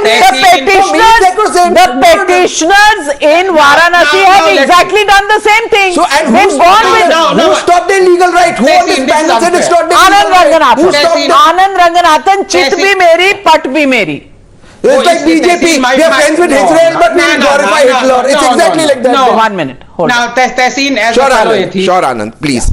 As a fellow atheist, anyway, there are 13 countries that prescribe death sentence for us. So please, we should stick together. I hope we don't have point number one. Navika, okay, all right. Navika, let me expose the hypocrisy of my good friend Tehseen, who's like must be a brilliant sailor because he's tied up himself in knots. Number one, he is saying the Supreme Court, as you correctly said, that is hearing the matter of Place of Worship Act, but Parliament is sacrosanct. Will he now say on record that the overturning of the Shah Bano judgment was sacrosanct and Supreme Court judgment on Shah Bano should be rubbish? If you have the guts, say Parliament was sacrosanct then. Say it. No, I think the Supreme Court is the right thing in Shah Bano. The difference between you and me is, I take a position based on the Constitution. I think the Shah Bano decision by the Supreme Court was right. I think the Congress government was wrong in overturning it. That's where I stand. I stand by the principles of our Constitution, not by organs of our Constitution, the Parliament or the court. That's the difference between you and me. I stand by my Constitution, and the Shah Bano judgment by the Supreme Court was right. The Congress government was wrong. When it is wrong, it is wrong. I am saying this. So what? I stand by the Constitution. But the Congress has righted it. And Vinod Bansalji, I just want to ask you. Today, if somebody were to raise the question about the 1991 Act, which is being heard by the Supreme Court, to my mind, the Supreme Court is hearing the matter, so the last word has not been said on that entire issue. The Supreme Court will give its last verdict, and we'll all, as citizens of this country, take whatever the Supreme Court says. That's the law of the land then. But the question is, the 1991 Act, when several people have said that this was a law that was put in there in a manner to give some sense of appeasement. And questions were raised in Parliament at that time. The BJP had walked out of Parliament. Today this matter, BJP has not put it in the dustbin. Today the matter is back in the Supreme Court because people want to challenge it. Now that challenge is something that is being questioned. But the challenge of the CAA law by our friend here, that should not be questioned. Why is there this hypocrisy? Why are there these double standards?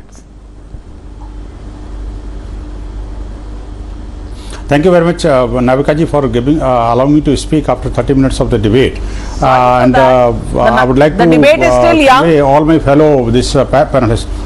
No issue. But I just want to convey my fellow panelists that the position of the 1991 POW Act is all decided by the Supreme Court. And this matter is still under discussion under the Honorable Supreme Court hearing. And second thing is that as far as this particular case is concerned, this matter has gone to the High Court as well as to the Supreme Court, where the Honorable Supreme Court clearly says that the hearing of this petition never attract any provisions or violate any provisions of the 1991 Act. Second thing is that I would like to say something to your viewers. It's very surprising. This is the only country in the world where the majority community is being suffered by the atrocities committed by the so-called minority community and persistently being attacked by those Muslim invaders. That time by the Muslim invaders, now by the so-called minority community of the country. आप बताइए कि देवादिदेव महादेव जो हिंदू समाज के लिए सर्वाधिक पूजनीय जो है वो अपने भगवान हैं, वो भगवान स्वयं जाकर के कोर्ट के अंदर लड़ रहे हैं और उनको शर्म नहीं आ रही। कमाल की बात है। और उसको जिसको हम महादेव कह रहे हैं, हम उसको पूजा का अधिकार मांग रहे हैं, हमने कोई जमीन का अधिकार नहीं मांगा नाविका जी, हमने कोई कब्जा नहीं मांगा। भारत का हिंदू समाज कोई कब्जे में विश्वास नहीं करता, सामंतवादी सोच नहीं है हमारी कि किसी के गर्दन काट दो और उसका जमीन सारी हड़प लो। लेकिन हम तो चाहते हैं हमारे भगवान की पूजा करने का अधिकार हमें मिलना चाहिए ना जी। हम अगर आपको को मक्का मदीना छीन रहे हो तो बात समझ में आती है। आप मुझे बताइए, अगर मैं लीगल बैटल लड़ करके सदियों पुरानी जो हमारे ऊपर एट्रोसिटीज है उनको मैं ठीक करना चाहता हूँ। सऊदी अरेबिया क्यों कितना प्यारा है? अरे हाँ, बिल बिला के ना, मैं वही कह रहा हूँ। नहीं साहब, नहीं, मक्का मदीना का नाम लेते के साथ बिल बिला गए। मैं कहता हूँ मक्का मदीना से ज्यादा मेरे लिए नहीं है। मक्का मदीना थोड़ी मक्का मदीना से भारत की बात मेरा ज्ञानवापी में गौरी श्रृंगार पूजा की बात कर रहे हैं। ये बीच में आप मुझे बताइए, मुझे मक्का नहीं चाहिए, हमें मक्का नहीं चाहिए, हमें वेटिकन नहीं चाहिए, हम तो भगवान भोलेनाथ की वो पुण्य भूमि चाहिए और हमें तो पूजा की अनुमति चाहिए। हमें कोई कब्जा नहीं चाहिए आपकी तरह। उत्तर प्रदेश की कब्जे में विश्वास करते हैं, आप लोग सामंतवादी सोच के व्यक्ति हैं, आप गला काटते हैं विश्वास करते हैं, क्योंकि आपके नाम पर गला काट प्रचार चला रहे हैं, उसको नहीं बोलेंगे आप। पूजा का ये अधिकार है, हम कह रहे हैं कि हम सिर्फ पूजा करना चाहते हैं, भगवान की पूजा करना चाहते हैं, और आप कहते हैं उसी भगवान के ऊपर आप वजू करना चाहते हैं। आपको शर्म आनी चाहिए यार, जहाँ पर हम पूजा करने की बात कर रहे हैं, सृष्टि के कल्याण की बात कर रहे हैं, लोगों के सुख की कामना कर रहे हैं, सर्ववंतु सुखने सर्वे संतु निरामया की बात करते हैं, आप वहां पे वजू करना चाहते हो, आप वहां पे थूकना चाहते हो। शर्म आनी चाहिए, शर्म आनी चाहिए। कम से कम पहले कांग्रेस के प्रवक्ता थे और आप पैनलिस्ट होकर के अपना भेष बदल के आ रहे हैं। मैं कहता हूं बिल्कुल नहीं होगा। मैं कहता हूं पूजा करने का अधिकार मिलना चाहिए हमें, और जब पूजा का अधिकार की बात अब हो रही है अभी हम नहीं है। I want to come in here। अभी ये मुद्दा है ही नहीं, अभी ये मुद्दा है नहीं कि ये वजू खाना है, whether this is a fountain or whatever it is, that part of the hearing has not even begun as of now. My only issue is, and I take this point of Vinod Bansal ji to Atikur Rahman.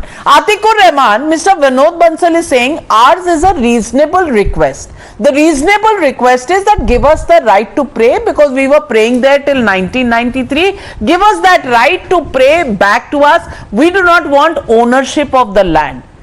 Is that a demand, or is that is that something that they are asking for too much, that they should not be, they should be criticized for going to court for it?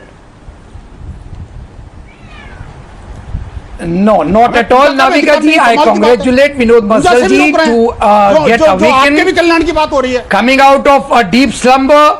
My only issue is, सुन लीजिए विनोद बंसल जी, 1991 से अब तक के कहां सो रहे थे, कौन सा नशा करके पड़े थे आपने अयोध्या मैटर के साथ इसको क्लब क्यों नहीं किया? वही थे आपने ये सब धमाल करने से पहले, और वहीं रहेंगे।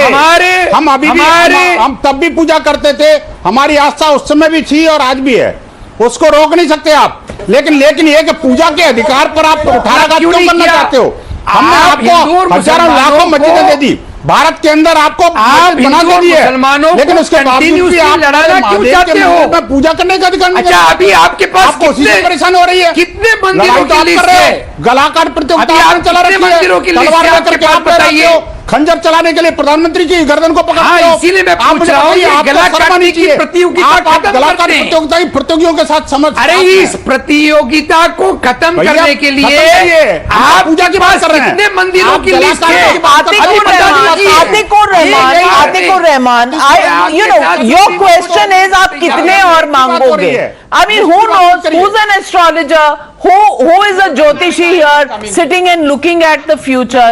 Today, the issue is about Gauri Shingar right to pray, and that is the matter under discussion.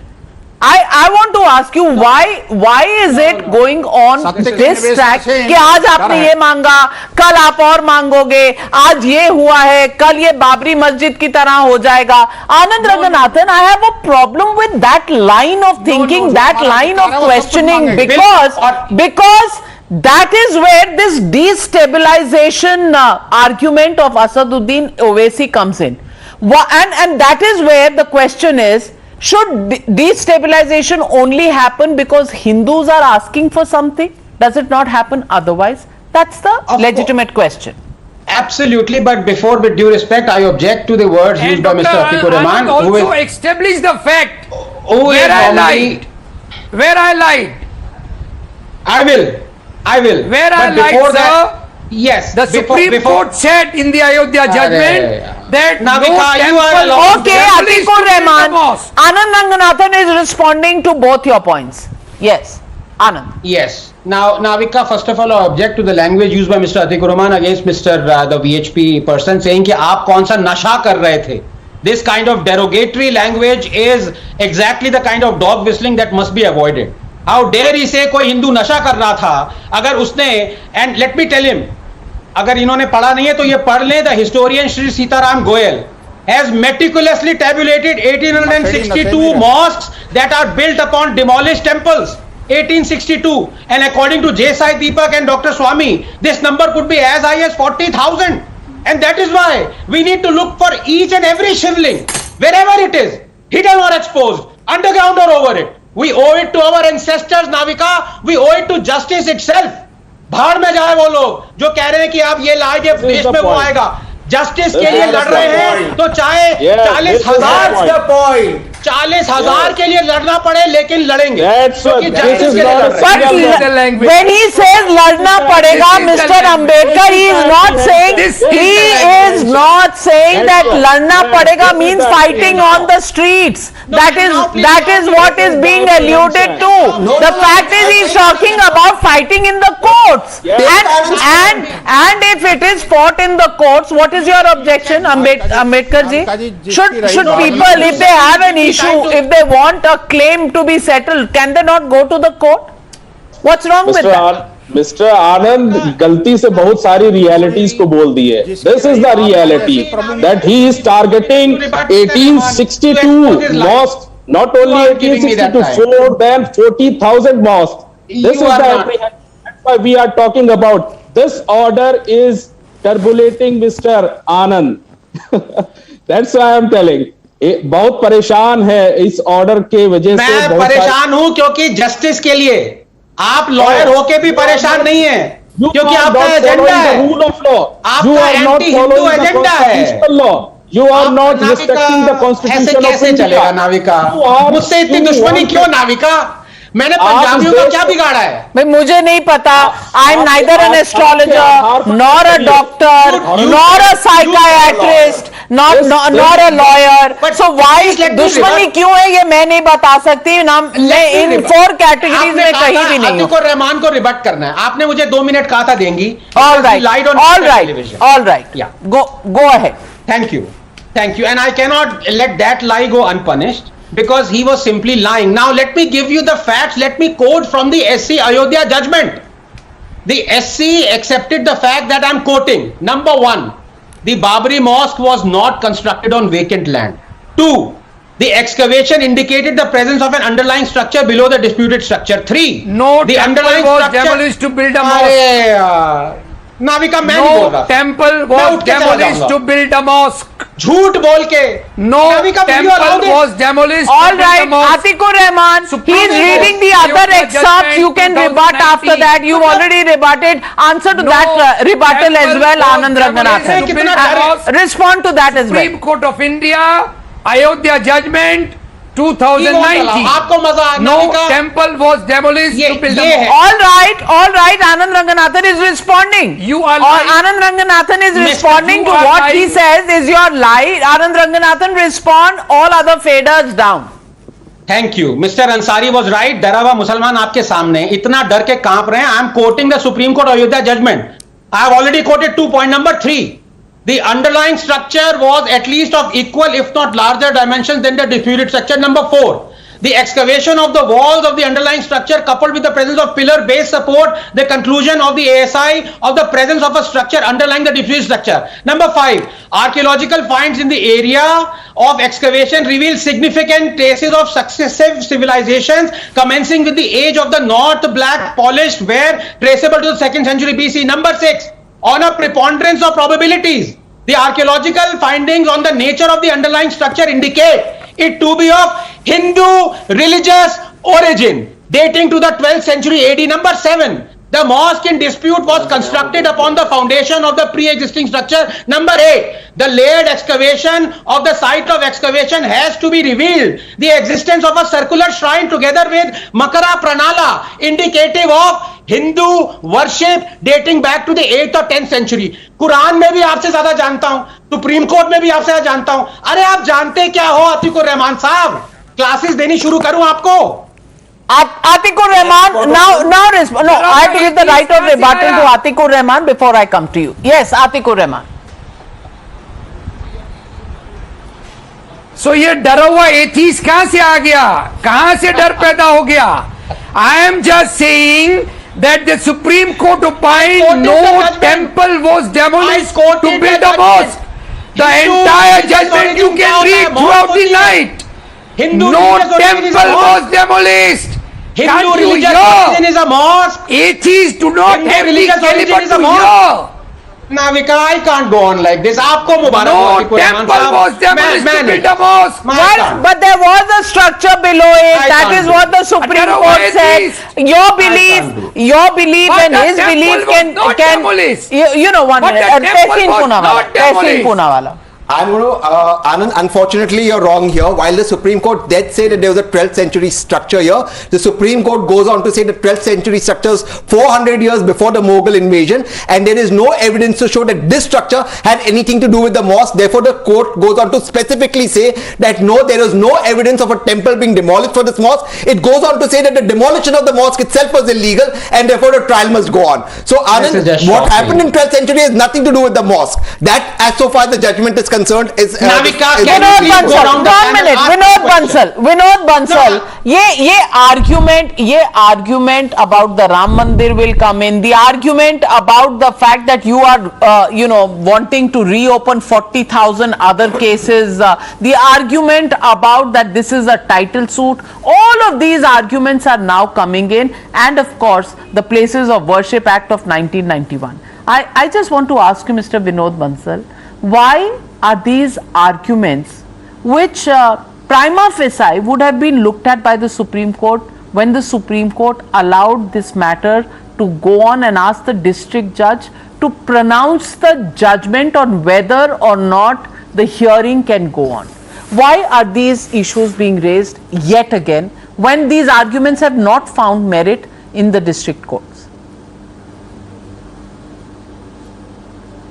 Definitely, Navika ji, I'm also very surprised to note the debate which is being held in this national channel, and the person who doesn't have the logic behind the particular case are going to go hither and thither. आप मुझे बताइए, आखिरकार जब बात काशी विश्वनाथ की हो रही है तो आखिरकार अयोध्या में क्यों पहुंच गए? भाई अयोध्या का वर्डिक्ट तो आ चुका, वो तो कोर्ट डिसाइड कर चुका, यूनानिमस डिसीजन है, माननीय सर्वोच्च न्यायालय का है, सर्वसम्मति से निर्णय लिया गया है, उसमें आप कुछ भी कर लो, एड़ी चोटी का दम लगा लो, वो कुछ नहीं हो सकता। अब तो उन्होंने माननीय चंपत जी ने अभी घोषणा कर दी है कि अगले मकर संक्रांति तक जो है ना उसका आप दर्शन कर पाएंगे। मैं सारे पैनलिस्ट को इन्वाइट करता हूं, आराम से शांति के साथ जाएं, भगवान के दर्शन करें और अपने पापों का प्रायश्चित करें। नंबर 2 आप दूंगा, 1 मिनट बोल ले विनोद जी, बस 10 सेकंड। हाँ, नाविका आपसे हाथ जोड़ के विनती है, क्योंकि बिना हाथ जोड़े आप मानती नहीं मेरी बात, पता नहीं क्यों। नाविका हाथ जोड़ के विनती है, please go around the panelist and ask them a simple question. Did Aurangzeb demolish the Kashi Vishwanath temple, yes or no? I say yes. Vinod ji, Was India democracy then? A constitutional democracy then? Vinod ji, answer the question. The constitutional democracy then? आप question paper से बाहर क्यों पूछ रहे? पहले question का जवाब तो मैं क्वेश्चन का जवाब दूसरे क्वेश्चन भारत स्वच्छ संवैधानिक बोलता, भारत स्वच्छ संवैधानिक बोलता, क्या first question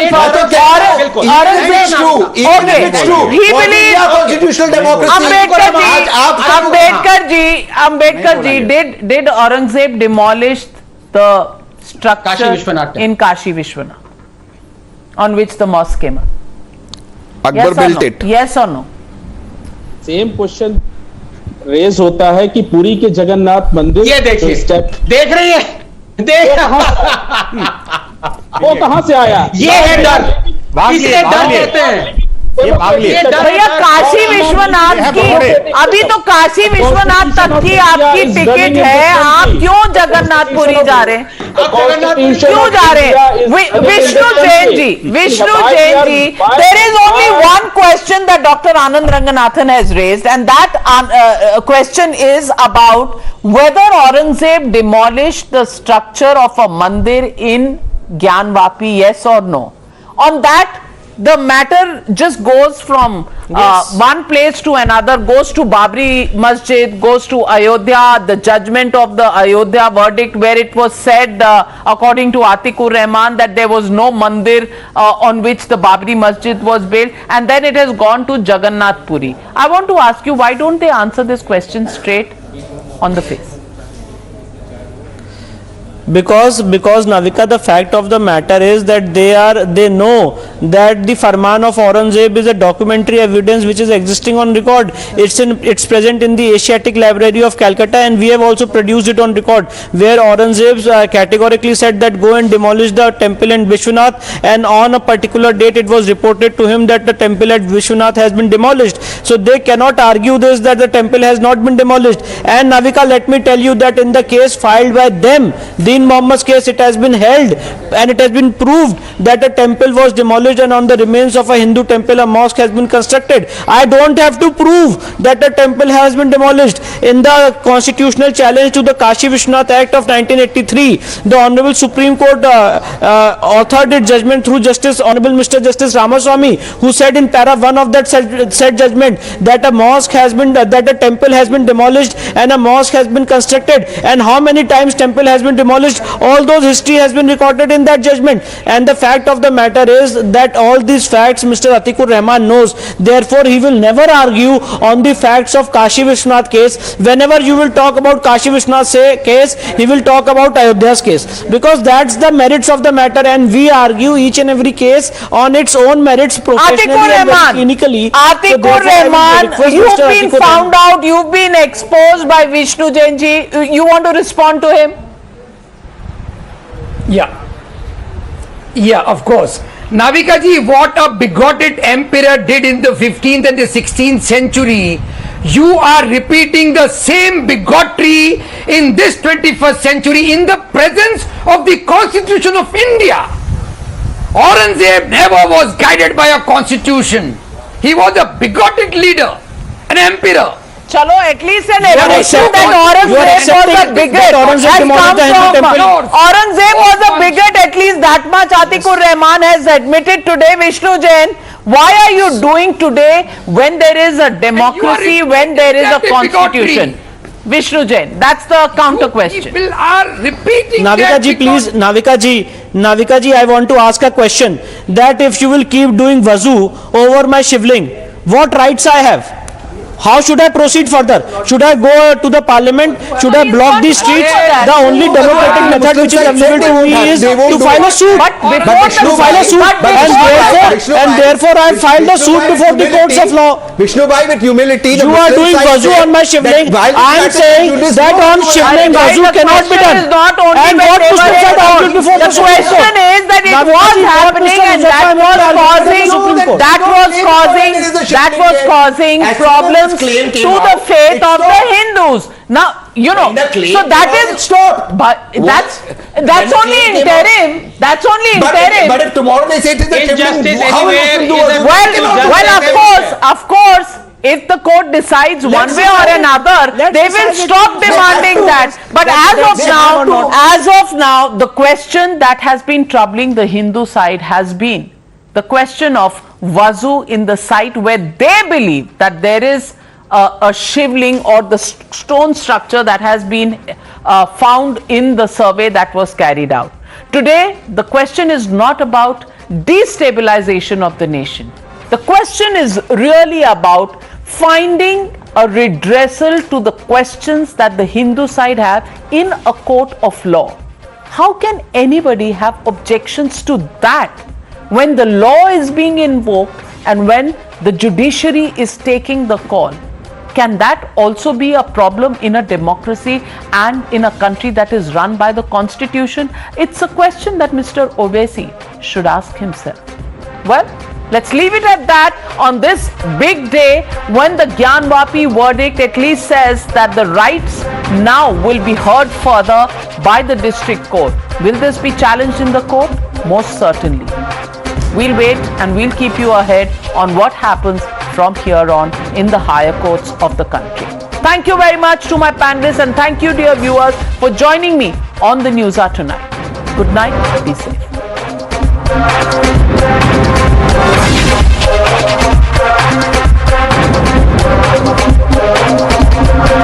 You were watching the Newshour at 9. Stay tuned.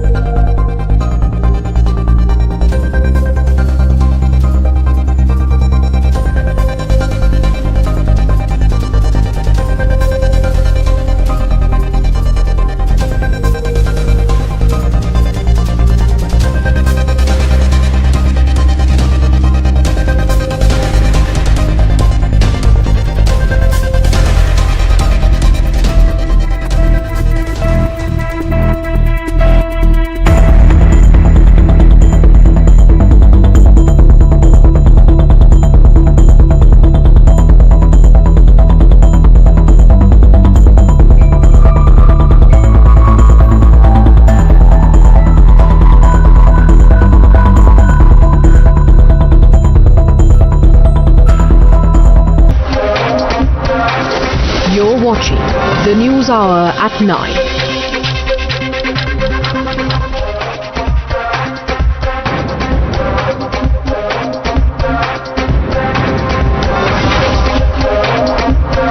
You were watching the News Hour at 9. Stay tuned.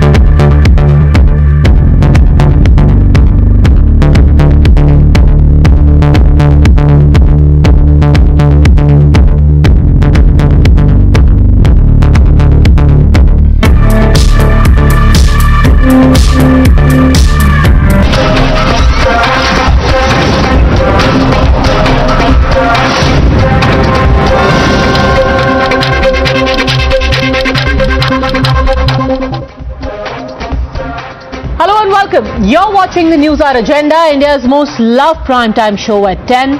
I'm Padmaja Joshi. Today something quite dramatic has happened in the district court in Varanasi.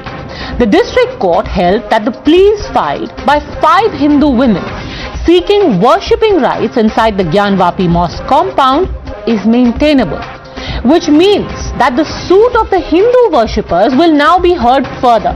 The next hearing is on the 22nd of this month. What will happen in court next?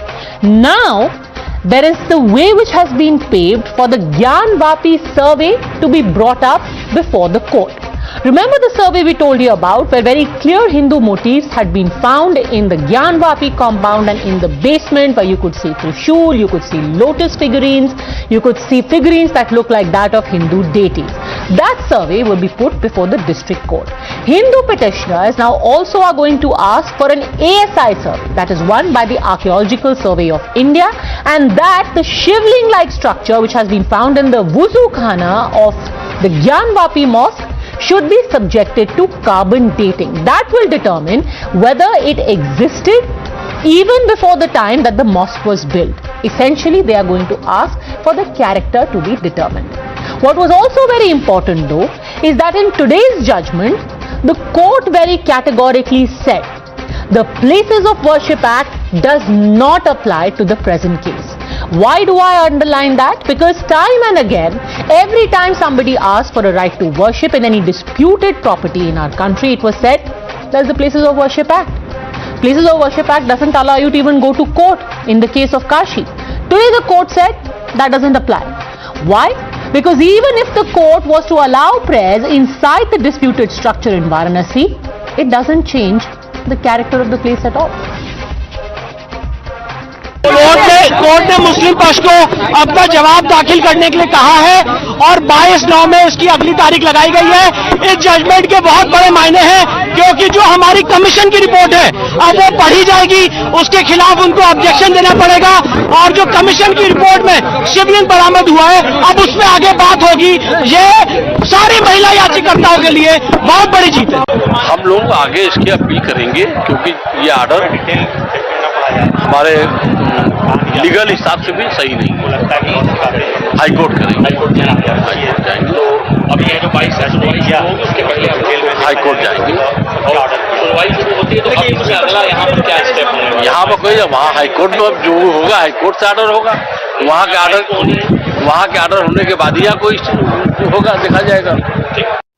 Naturally, there was much jubilation after this verdict, but there was also the familiar attempt to drum up fear and paranoia. Almost immediately, from the All India Muslim Personal Law Board to the AIMIM to the Raza Academy to the PFI, the refrain was the same.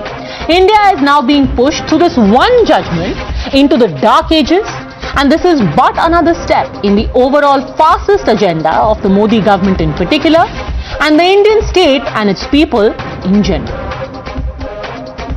आज के order के बाद ऐसा लगता है कि फिर अब ये लिटिगेशन शुरू हो जाएगा इन तमाम इश्यूज के ऊपर, और हम दोबारा 80 और 90 के दहे में वापस जा रहे हैं फिर। तो ये हर जगह पर एक डिस्टेबलाइजिंग इफेक्ट पैदा हो जाएगा। मगर अब लगता है कि इस तरह का लिटिगेशन अगर आगे बढ़ेगा तो फिर ये उसी रास्ते पर जा रहा है जो बाबरी मस्जिद का लीगल इशू गया था। कि ज़िले कोर्ट ने जो फैसला दिया है वो मुसलमानों को सुनकर बड़ा अफसोस हुआ। उसके बरखिलाफ ये फैसला आया है बनारस ज़िले कोर्ट का। मैं समझता हूं कि अपर कोर्ट में ये इसके खिलाफ फैसला होगा। मस्जिद की पैरवी में मुकम्मल तरीके से, बाज़ाब्ता तरीके से, पूरी ताकत और क़ुव्वत के साथ लड़ाई लड़ी जाएगी, कानूनी लड़ाई लड़ी जाएगी, और कानून की जितनी भी कोशिशें हो सकती हैं वो तमाम ताकतों का इस्तेमाल किया जाएगा। Which brings us to the main question. Is the celebration and the fear-mongering both premature in the present case?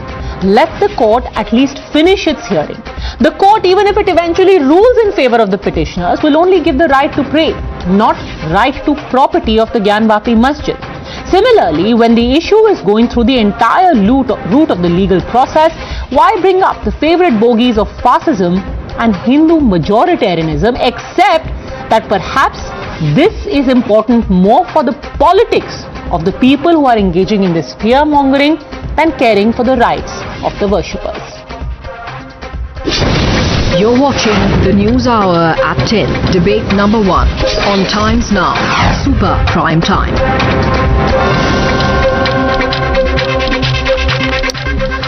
Alright, joining us on the debate, Qamar Zaman Chaudhary, leader of the Congress, Shoaib Jamai, president of the India Muslim Foundation, Zubair Memon, political analyst, Sri Raj Nair, national spokesperson of the Vishwa Hindu Parishad. But my first question is to one of the people who knows the case very, very closely, has fought the case, Hari Shankar Jain, who's the lawyer in the present case as well. Hari Shankar Jain, I want to start by asking you, a lot of people today are confused, thinking that, oh, this means कि अब शिवलिंग की पूजा होगी.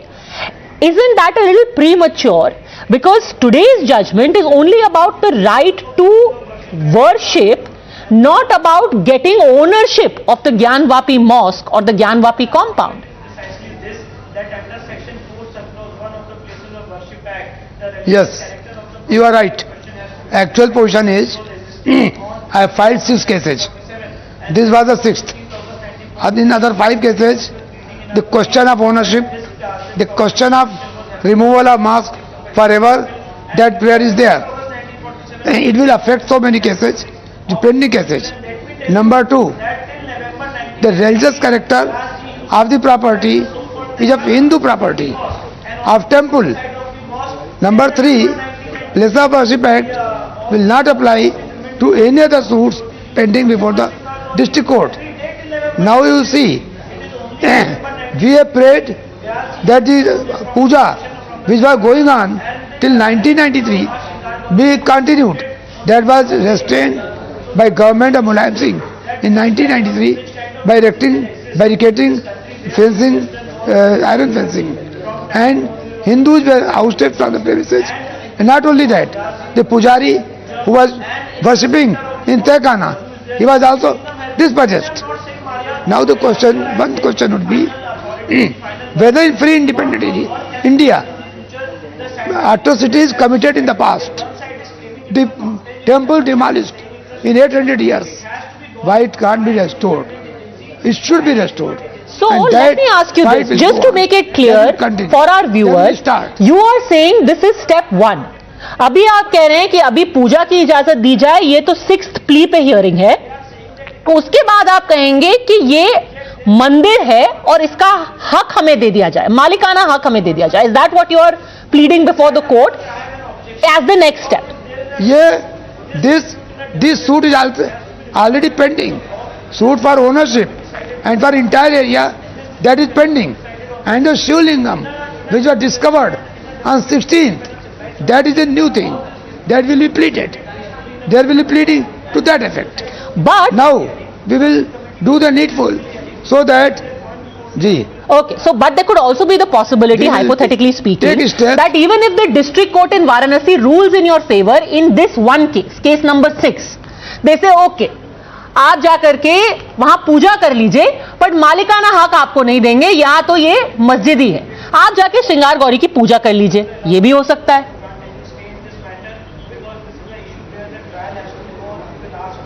No, that is not so simple. The deity Lord Shiva, which emerged on 16th May, is deity under Hindu law, and he is a right to be worshipped. I have a right to worship. He is a right to be worshipped and have a right to worship. That aspect of the matter will also be seen and also contested. We will prove that it is Shivling, not fountain. Number 2, once it is Shivling, the right to worship in that premises, that portion will also be given to Hindus, and it will affect the connected matters wherein title dispute is there. So you have to see everything collectively, not separately. Okay, so just to simplify this for our viewers, this is step number 1. The petitioners have been granted the liberty of their plea being heard. What is this plea? They are saying, give us the right to worship the Shringar Gauri which is present inside the Gyanvapi mosque. Subsequently, they are going to say, listen, there is the Shivling which has emerged from the Wuzu Khana. We want a carbon dating. We want an archaeological survey of India study to be done over there, and all of this then will be examined by the court. So all of this happens step by step. However, it is all subject to a legal process, Kamar Zaman Chaudhary. Just like the court has admitted the plea today, tomorrow it can say, sorry, you can't worship. Why are you already angry and outraged and have declared death of democracy and secularism in the country? Padmaja, a very good evening to all of you. First and foremost, we from the Congress party, we always welcome any decision that our courts may take within the legal framework of the Indian Constitution. But then I have got a point to say about your hashtag that you are using in this program. Hashtag Hindus get justice. What does that mean? Hindus get justice from whom? From the court, the district court in Varanasi. After 1947 or prior to the... No, you are misquoting the entire facts out here. Padmaja, I am very sorry. This itself is triggering. Your hashtag itself is triggering. Actually, why I am saying this? You know, this was about the judgment today, but for some strange reason it always boils down to analyzing the media and the hashtag. I wish you spoke about the issue itself. But since you are asking why this hashtag, I'll tell you why.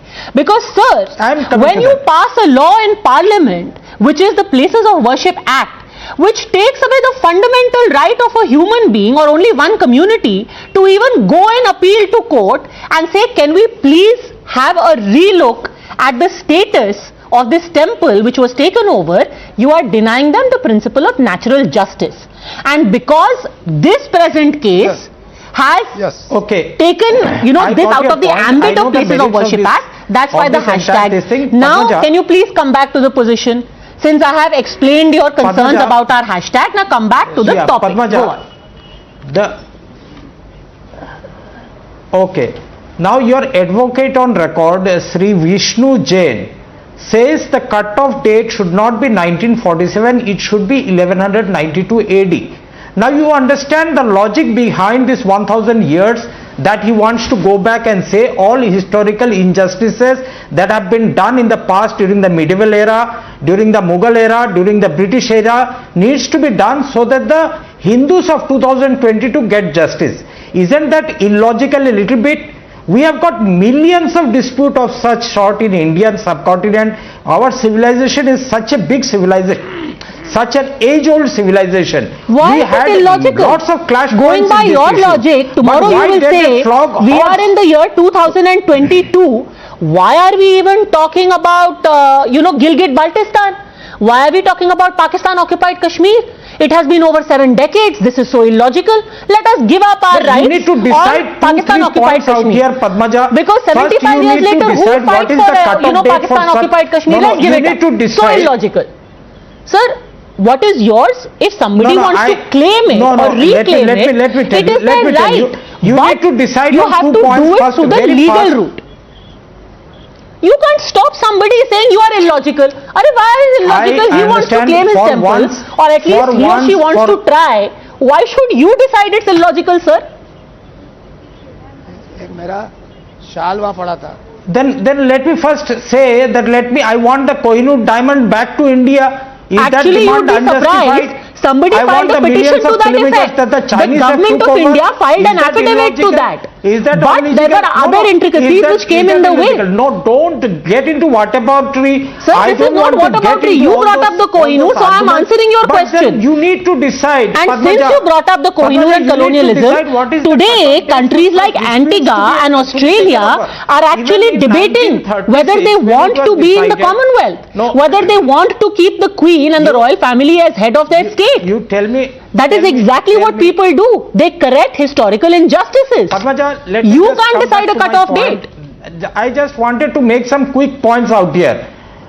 No, I just want to make some quick points out here. When successive governments, either in the British era or Indian independent era, had recorded this as a place of worship belonging to a particular community, now another side comes in and raises objection to it. The court is going to decide on the merits of the case. Today they have given a preliminary judgment that the case is maintainable.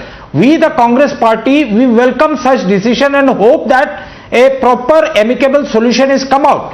But then you see, when you speak of a particular community, the minority community, or let me be very particular, the Muslim community of this country, you, in the name of acting against jihadis, you bulldoze their madrasas. Okay, you do not again you are doing what about this? This is not about madrasas. You want to talk about madrasas, we'll come to it separately. By the way, just a second, I will let Sriraj Nair respond to what you are saying specifically about this topic. But since you brought up the issue of how successive governments and many regimes have recorded it as a mosque, you are factually wrong there. Because successive governments, including that of the British, have recorded this as a temple on which a mosque has been built, and this is historically proven by records of the British. Point number 1. Point number 2, today here is what the district court in Varanasi has said in its order, saying that just because you can't see an idol doesn't mean the character changes of the place of worship. Let me quote to you. The court observed the destruction of the idol does not result in the termination of the pious purpose and consequently the endowment, and therefore even where the idol is destroyed, Mr. Qamar Zaman Chaudhary, or the presence of the idol is intermittent or entirely absent, the legal personality created by the endowment continues to subsist. Maybe you cannot see the idol of Shiv, but the nature of that place as the abode of Shiv continues. That is what the district court has said today. Now let me let Sriraj Nair respond to you. Sriraj Nair, this is illogical and idiotic. How long are you going to go back? 1100 AD, 600 AD, 500 AD, the birth of civilization? How old will you go back?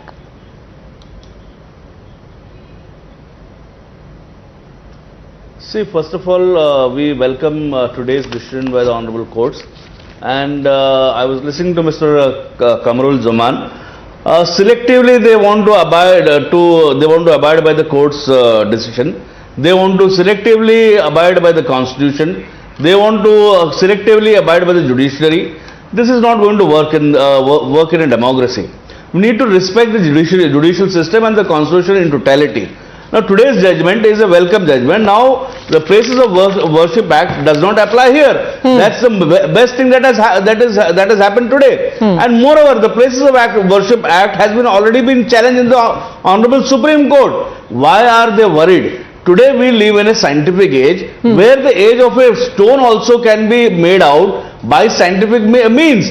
Let a proper survey, through scientific radar systems and ASI survey the entire place, and the way a judgment came and the way we Hindus waited patiently for the Ram Janmabhoomi verdict, which came in our favor eventually. So in today's world, nobody can fool. Today is a world of science and technology. So let things go the scientific way. Let the ASI take care. Let the best of the machinery being used from not only from our indigenous machinery, plus even whatever we can get it from outside. Even the case of Babri structure and the Ram Temple, we had used Canadian radar service. So similarly, we can use the best of the system and find out what is beneath and what was there. So why are they worried? If truth cannot be your truth and truth cannot be my truth. Done in an open and transparent manner. The public knows exactly what is happening. Nobody can be fooled. May I respond? Shoaib Jamai, go on. Why worry? Let me respond to Shri Raj Nair. Yeah, go on. Yes. Padmaja, though this verdict have a very meager effect in the totality of the judgment which will come on later on, but it seems like this order is under the influence of some external factors. I will not tell the name, what are the external factors, but some political parties now it is an external factor. This is the problem with them. India and the if the judgment does not come is in there, responsible for this. Please try, please. So please. See, they are ridiculing and mocking the judges. This is ridiculing and mocking the judicial system. That I will know. That I will answer now. Shri Raj Nair, listen to me. I have listened to you respectfully. Then give the respect to other panelists. Otherwise, I have very lambi zaban. So now, okay. So this judgment has been branded as influenced. And this judge has practically been cancelled because he has failed your test of secularism. Okay, chalo, maan liya. This is a non-secular fascist judge. But he is a judge and you can't help it. Go. This is my... You challenge it, sir. You challenge it by all means. Okay. This must be a fascist judge. This is my belief. Yes, okay, it's your belief. Go on. This is my belief and I am free to express my words. And the thing is that Shoaib Jamai, don't take such tension. BP mat badhao apna. Is not only shocking judgment hamari taraf se aane wala hai. Don't raise the BP. As a society, but this kind of judgment actually this kind of judgment actually opened the Pandora box of the nuisance activity of the Saffron Group. That is the fear. That's why we fear that. Are we looking back to the 30 to 40 years back when there is a very dangerous situations in the country? जब वहाँ पे राम मंदिर का शिलान्यास हुआ, किस तरीके से मस्जिद के अंदर जो है चुपके चुपके वो डीटी रखी गई और फिर क्या हुआ आप सब जानते हैं. अगर वो बाबरी मस्जिद नहीं शहीद हुई होती तो क्या फैसला यही आता?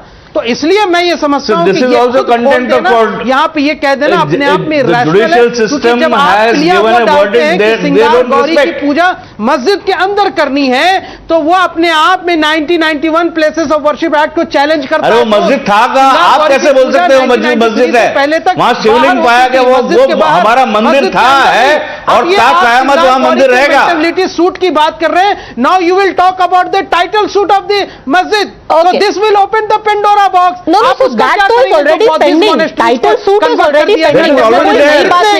Mr. Shoaib Jamai already. Just a second, I am also, and since you spoke of Pandora's box and the fear is that after Kashi there will be Mathura, I am also joined by the petitioner in the case. Dinesh Sharma ji is the petitioner in the Mathura case of the Krishna Janmabhoomi. But I think Shoaib Jamai, you did not hear the part that I read out from today's judgment, where the judge has said very clearly, just because you cannot see the idol doesn't mean it changes the character of the place. Just because the idol is destroyed or the presence of the idol is intermittent or entirely absent, the legal personality created by the endowment continues to subsist. Shiv ji दिख रहे हैं, नहीं दिख रहे हैं, शिवलिंग है, नहीं है, legal endowment continues to exist, says the judgment that you have just declared under influence. ये जवाब दीजिए दिनेश शर्मा जी, ये पेंडोरास बॉक्स खुल गया है. जो बाबरी मस्जिद का वक्त था वो दोबारा हम 2022 में देखने वाले हैं. 1992 में वापस चले गए हैं 2022 से. Dinesh Sharma. Mr. Jamai, let Dinesh Sharma answer. Of the Singar Gauri is a very different thing. Sir, we are talking about facts here. I will come back to you on the issue of fact and Babri Masjid. Let Dinesh Sharma answer. Dinesh Sharma, बोलिए. In comparison to the what? देखिए, औरंगजेब था, तो उसने हिंदू मंदिर तोड़कर ईदगाह का निर्माण कराया. जबकि सभी जानते हैं वहां कंस की जेल थी, उसमें कान्हा का जन्म हुआ था. उस औरंगजेब ने आगे ईदगाह बनाई। तो ये तो पूरा हिंदुस्तान जानता है ना। पहले कान्हा का जन्म हुआ था, उसके बाद में मंदिर को तोड़कर ईदगाह बनाई। Okay, alright, let me Shoaib जमाई बताइए। अजीब सी बातें करते हैं। नहीं, ये जो बातें हैं अनंत काल कैसे कोर्ट में, how will you prove in the court of law?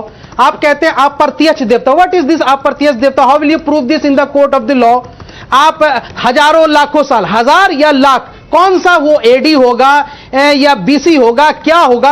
आप कुछ तो यहां से रिलेवेंट पॉइंट कोर्ट में बताएंगे या कुछ आप बताएंगे? आप ऐसी इरेशनल और एक रेटरिक बातें कर रहे हैं जिसका कोर्ट ऑफ लॉ में जीरो उसका रिलेवेंस है, and this will be thrown into the dustbin my dear friend. तो कुछ ऐसा रैशनल बात बताए जो केस की मेरिट को मजबूत बनाता है। आप एक एक्सटर्नल इन्फ्लुएंस करके कोई चीज को मेंटेनेबल करा लेते हैं, दैट्स अ डिफरेंट थिंग। 7/11 का वो केस है जो उसको मैं मानता हूं ये गलत है, लेकिन ये 7/11 का केस में आप देखेंगे कि ये 1991 के प्लेसेस एक्ट को यहां से चैलेंज कर रहा है, बिकॉज आप मस्जिद के अंदर अगर श्रृंगार गौरी की पूजा करने की बात करते हैं तो एक जहां नमाज हो रही है वहां आप पूजा करेंगे तो वो ऑब्वियसली कैरेक्टर को चेंज करेगा। You are saying that this is going to open the Pandora's box for the saffron groups, just like the Babri Masjid. Let me actually remind you that the locks were opened in Ram Janmabhoomi not by any saffron group, but it was opened by the Congress government, something that Digvijay Singh even claims today very very proudly while he is on his Bharat Jodo Yatra. So saffron group ने नहीं खोले थे मंदिर के ताले, आपकी प्रिय party Congress ने ही खोले थे. Let me bring in Mr. Zubair Memon as well. Zubair Memon, today for very long Mr. Asaduddin Owaisi has said that Places of Worship Act hai, how can you have any of these please? Today the court has said, and I quote, the main argument of the learned counsel for the plaintiffs is that plaintiffs have not sought declaration or injunction over the property land plot 9310. They have not sought relief for converting the place of worship from a mosque to temple. The plaintiffs are only demanding right to worship Ma Shringar Gauri and other visible and invisible deities, essentially saying that the whole argument of Places of Worship Act doesn't stand only. Today's court's judgment, if we go through it, nobody can deny the fact that from last few centuries, day in and day out, daily in 24 hours, 5 times Muslims are worshipping in the masjid.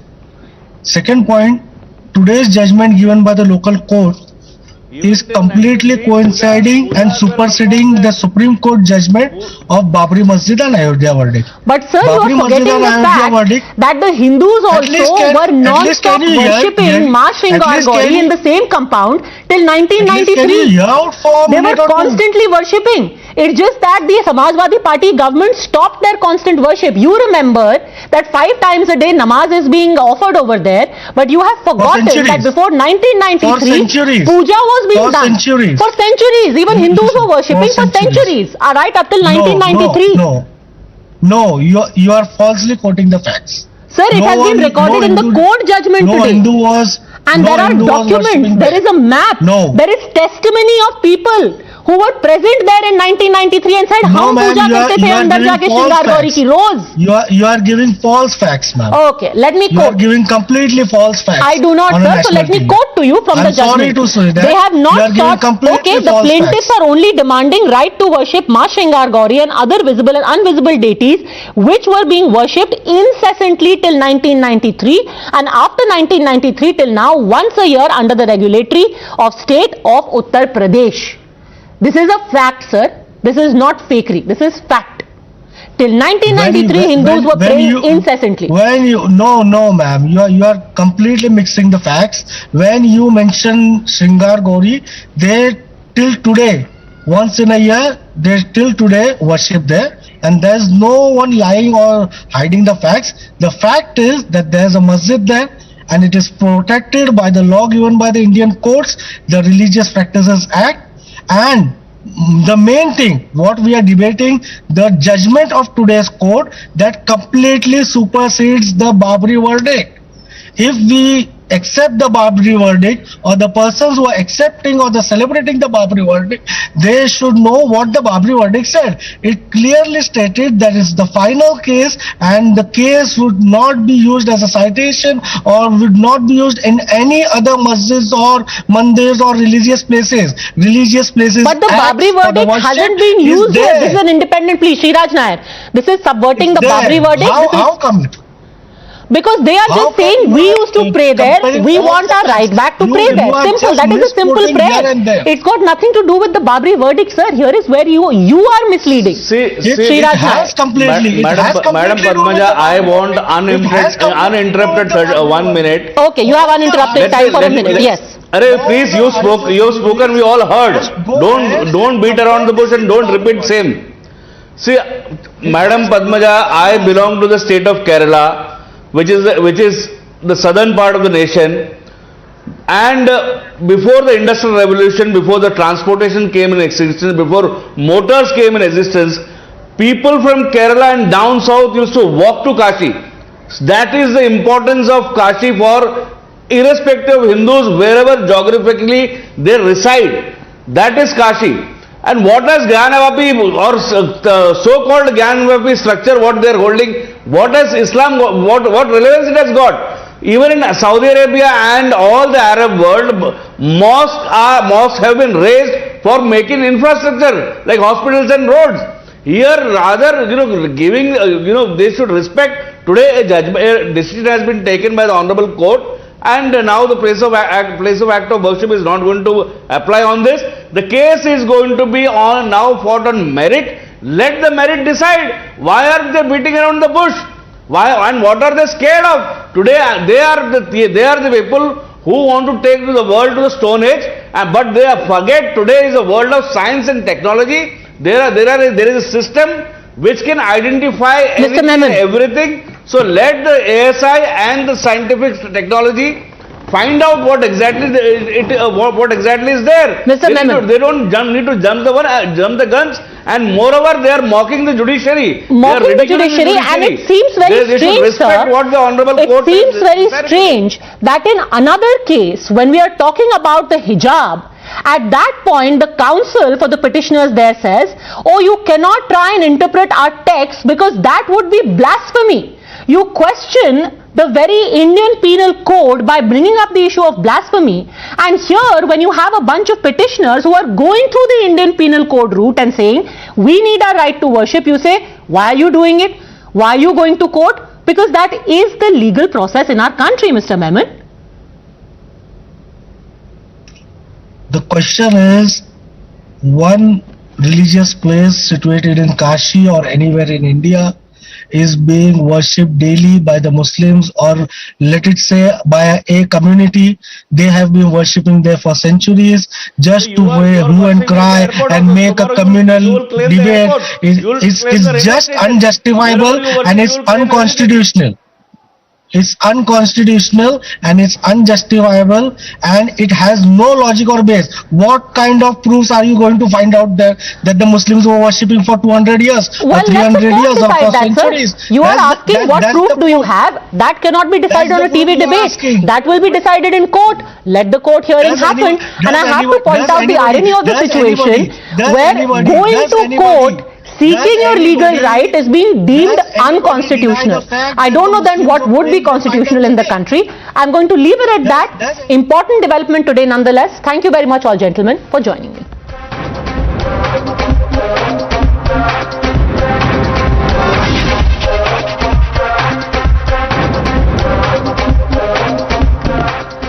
Days into its Bharat Jodo Yatra, the Congress today posted a picture of a burning pair of khaki shorts on Twitter, captioned 145 more days to go. This was an apparent reference to Rahul Gandhi's 150-day Pan-India Bharat Jodo Yatra, which he claims would rid the country of the shackles of hate of the BJP and RSS. The post on the RSS uniform naturally had the BJP and the RSS, both of them seething, asking the Congress to clarify if their plan is to unite or burn the country to ashes.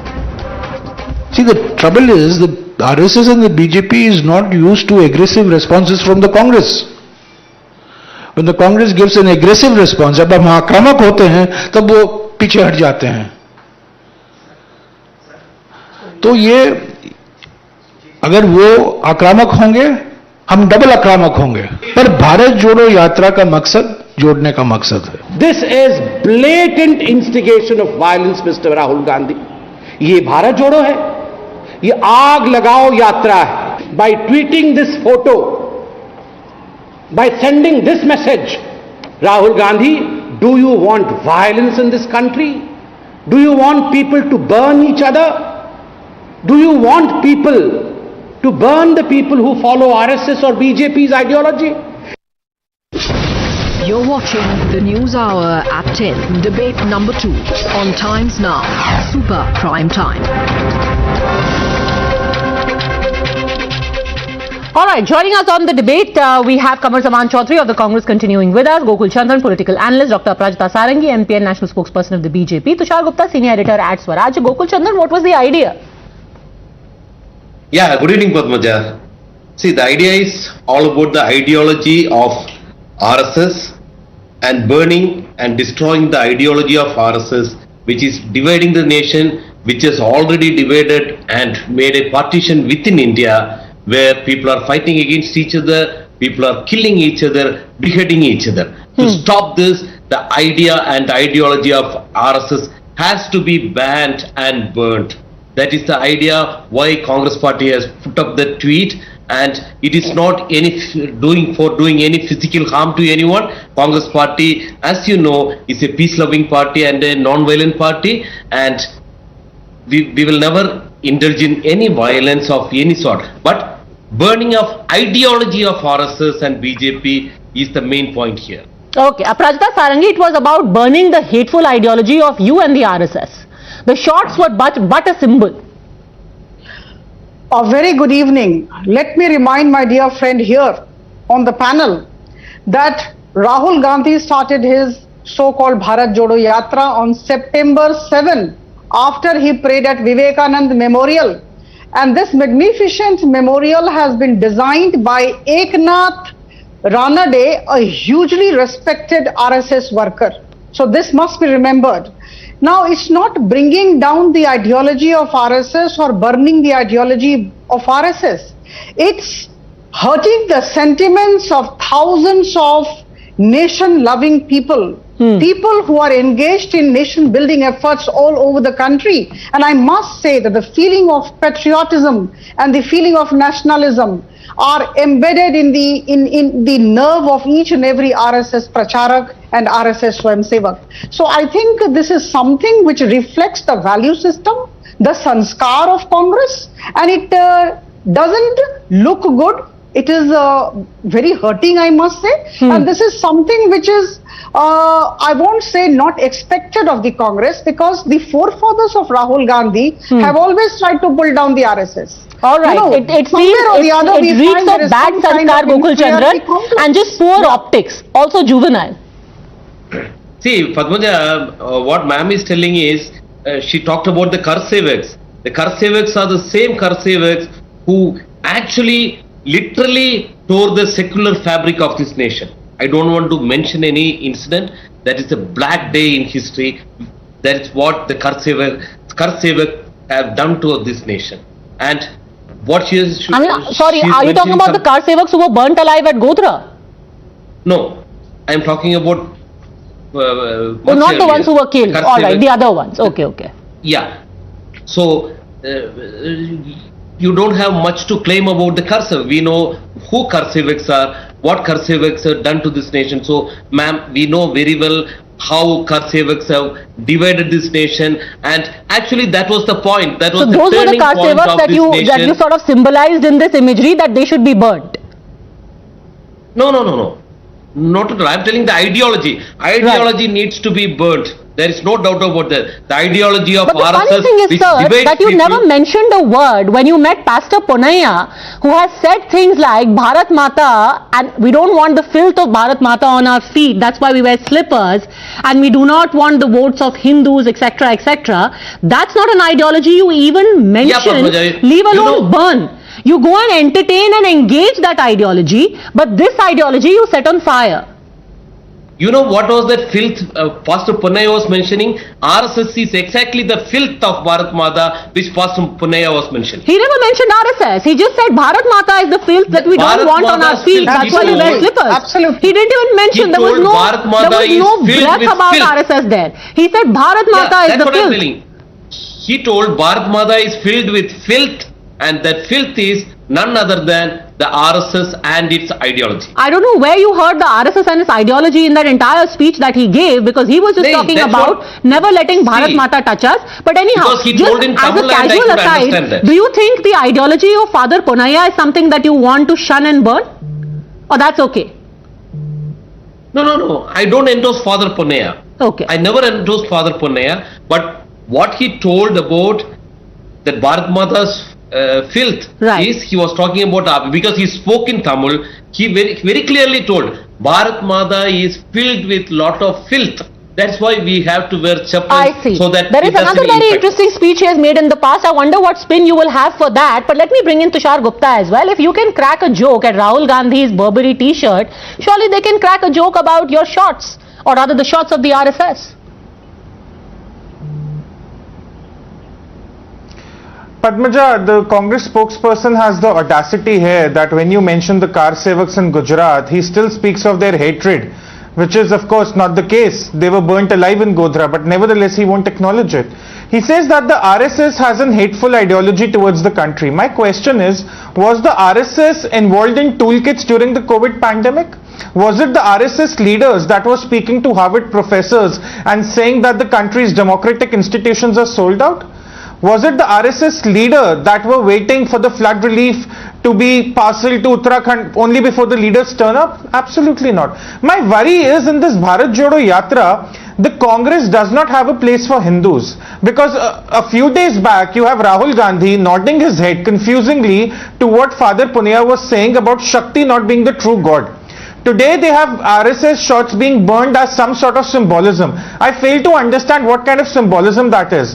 Congress spokespersons go to every channel, say we endorse diverse views. That is what they were saying when Rahul Gandhi was seen with the infamous father, that we endorse diverse views, even though we don't accept it. We encourage people to speak up on ideas that we do not agree to. Why does it fail when it comes to Hindus and the RSS? Why can't they say that RSS has a certain philosophy that we don't completely understand, or we do not want to understand? But what is this shorts burning business? What is this provocation? And how is it aggressive? Padmaja, one thing I don't understand. You can be aggressive in your words. You can be aggressive in your thought process. How is it burning the uniform, which is a symbol of the RSS? An organization that has devoted itself to the nation, aggressive? If anything, that's provocative and violent. Let's not call it aggressive.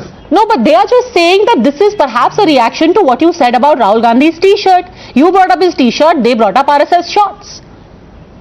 So, no, but then Rahul Gandhi is the one who goes to public rallies and say, look at my kurta, I do not have anything, I'm wearing torn kurtas. Rahul Gandhi is the one encouraging all those theatrics. Now if someone comments on his t-shirt, then they have a problem. Then they should make up their mind, either Rahul Gandhi is poor or Rahul Gandhi is rich. It's the Rahul Gandhi who's creating this confused scenario. Even then, if the BJP commented on his t-shirt, how is the response burning RSS short? Kamal Chaudhary, to put a spin off, we just talked about the ideology, is facile because this seems to be inciting violence very tacitly. Well, Padmaja, Tushar Guptaji's Swarajya magazine, I don't know, I've never read it, but I believe his front page will be quite costly for an advertisement. I want to put up an advertisement out there. Nathuram Godse Murdabad. Nathuram Godse Murdabad. Nathuram Godse Murdabad. That is the ideology that the Congress party is fighting. Those ideology who killed Mahatma Gandhi, the father of the nation, have the audacity to come and challenge Congress party. But what's that got to do with the burning of the RSS shorts? That's a great punchline you started with, sir. No, let me finish. But can I again come back to the point of these burning shorts, which may I admit in passing is also factually inaccurate, because last year, I don't know if you know, the RSS actually changed its uniform. They don't wear shorts anymore, but anyway, go on. How is this relevant to this image of the burning shots? Yeah, they did not hoist the Indian national flag also for 52 years. They also did again, not hoist the Indian national you brought flag up for Nathuram 52 Godse, years. not relevant to But this. just He was in the Prime Hindu Minister Mahasabha. of this country. Now you are bringing up the national flag, again irrelevant. Please tell me, how is this supposed to be a non-violent picture? I told he was influenced by Savarkar's ideology. And we are talking about RSS uniform, you are bringing in Godse. RSS ideology. Was Godse the Sar Sanchalat of RSS? What is this got to do with anything? That is the relevance. Now you're just throwing around words. Now, you are like a Godse Murdabad, Swaraj printed this thing. Nathuram Godse Murdabad. What is this got to do with the shots? Tell me one thing. When the Prime Minister of the country addresses Khuni Panja, what does it mean? The Khuni Panja. This Congress party has given up a lot of its leaders, sacrificed a lot of people in this country to achieve independence in the country, to get the constitution that Ambedkar ji has promised to this country. Okay, and now these people, the Khuni Panja is as violent an imagery as burning shots. Aparajita Sarangi is divisive in nature. Aparajita Sarangi. I fail to understand now you tell me why Rahul Gandhi did not find time to unveil the memorial plaque in honor of Gandhi and K.E. Memon and Padma Shri P. Gopinath Nair in Thiruvananthapuram, where Shashi Tharoorji had to beg apology for his absence.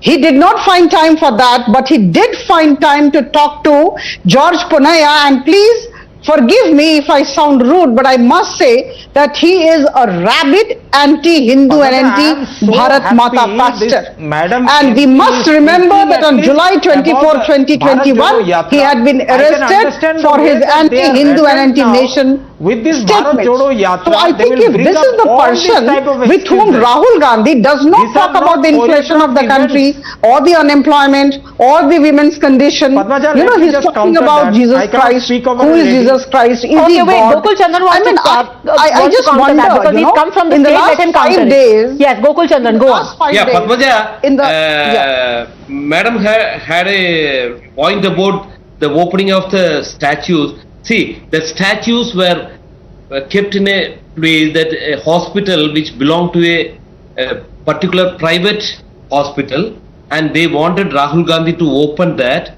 Rahul Gandhi refused to go and endorse a private hospital. What would have happened if Rahul Gandhi had gone there? He had given his consent. It belongs to a Muslim. Okay, Mr. Chandran, you're trying very hard to on the fly give some kind of spin to this, but I will come back to you on this with a more detailed story, because what you are saying is not endorsed by the widows of the martyrs that you were supposed to go and honor, and Mr. Gandhi didn't turn up at the last moment. However, as a final shot, let me also remind you that you are saying he was only talking about Bharat Mata being made evil by the RSS. The court, while denying bail, or rather while denying quashing of the FIR against Father Ponaiya, also deemed his language against Bharat Mata and Hindus offensive. So your spin didn't really wash with the court either. I will leave it at that. Thanks very much, all gentlemen. Aparajita Sarangi for joining me. Thanks for watching.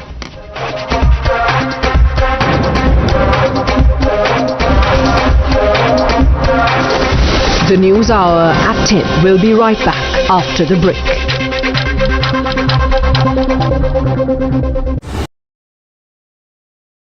The most pressing issues, the most informed minds, free and fair exchange. Converse India with Rahul Shivshankar.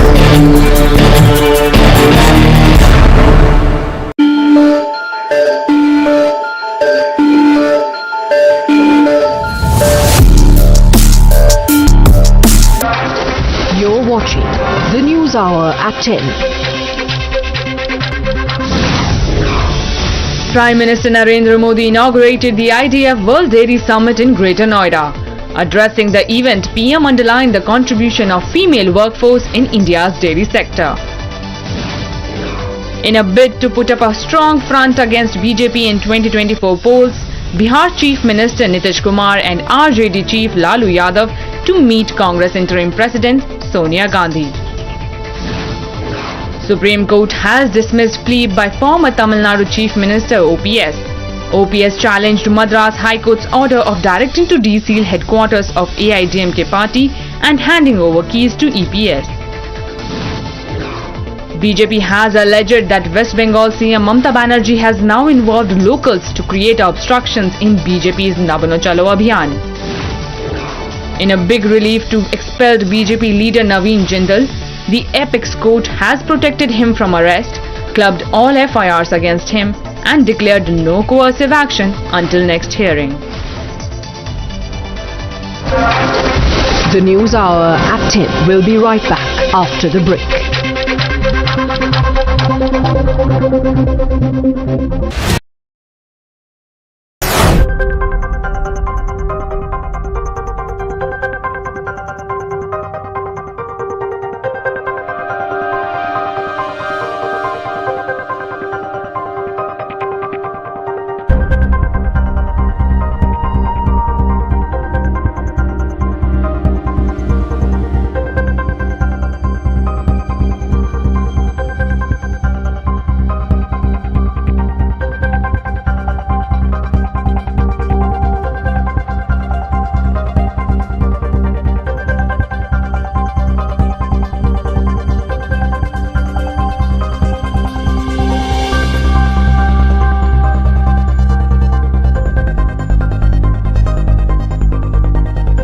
You're watching the News Hour at 10. McOffence's wing of Delhi Police has issued fresh summons to Jacqueline Fernandez. The Bollywood actor will appear before Delhi Police on September 14 in extortion case.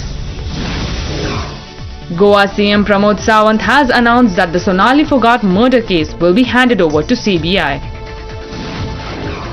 Northern Command Army Chief reviewed the operational preparedness of Tiger Hill Brigade during his visit to Western Ladakh.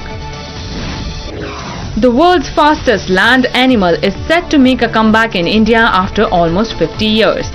Cheetahs will be translocated to India's Kuno National Park in Madhya Pradesh on September 17. External Affairs Minister S. Jaishankar signed the condolence book for Queen Elizabeth II at the British High Commissioner's residence.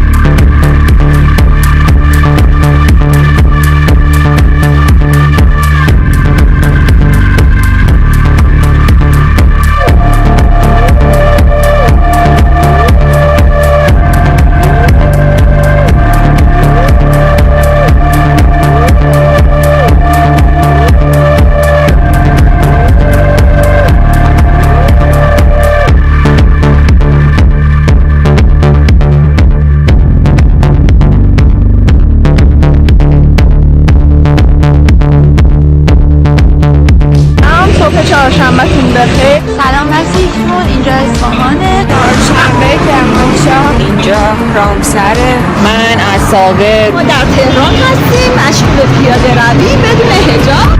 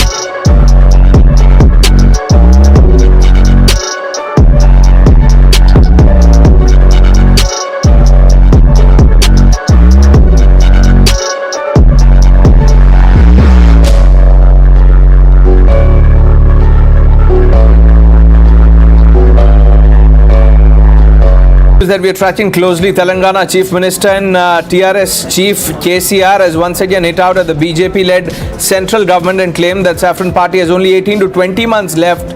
Notably, this comment from KCR comes at a time when he is attempting to stitch opposition unity as well as the formation of a national party in the run-up to the 2024 polls. The Supreme Court dismissed plea by former Tamil Nadu Chief Minister OPS challenging Madras High Court's order of directing to de-seal headquarters of AIADMK party and handing over keys to EPS. Leader of opposition Siddaramaia's picture was missing during preparations for Karnataka leg of Congress's Bharat Jodo Yatra. Former Tripura Chief Minister Biplab Dev filed his nomination as BJP candidate for the Rajya Sabha by-election from the state. The most pressing issues, the most informed minds, free and fair exchange. Converse India with Rahul Shivshankar.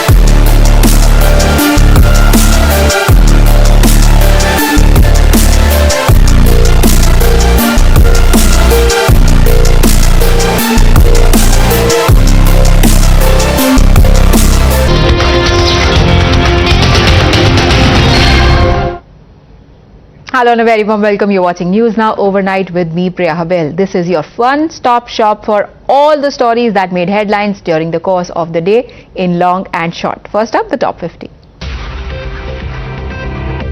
In a significant win for Hindu side, Varanasi District Court rules that Hindu side's plea for right to daily prayers at Shringar Gauri Shrine in Gyanvapi Mosque Complex is maintainable.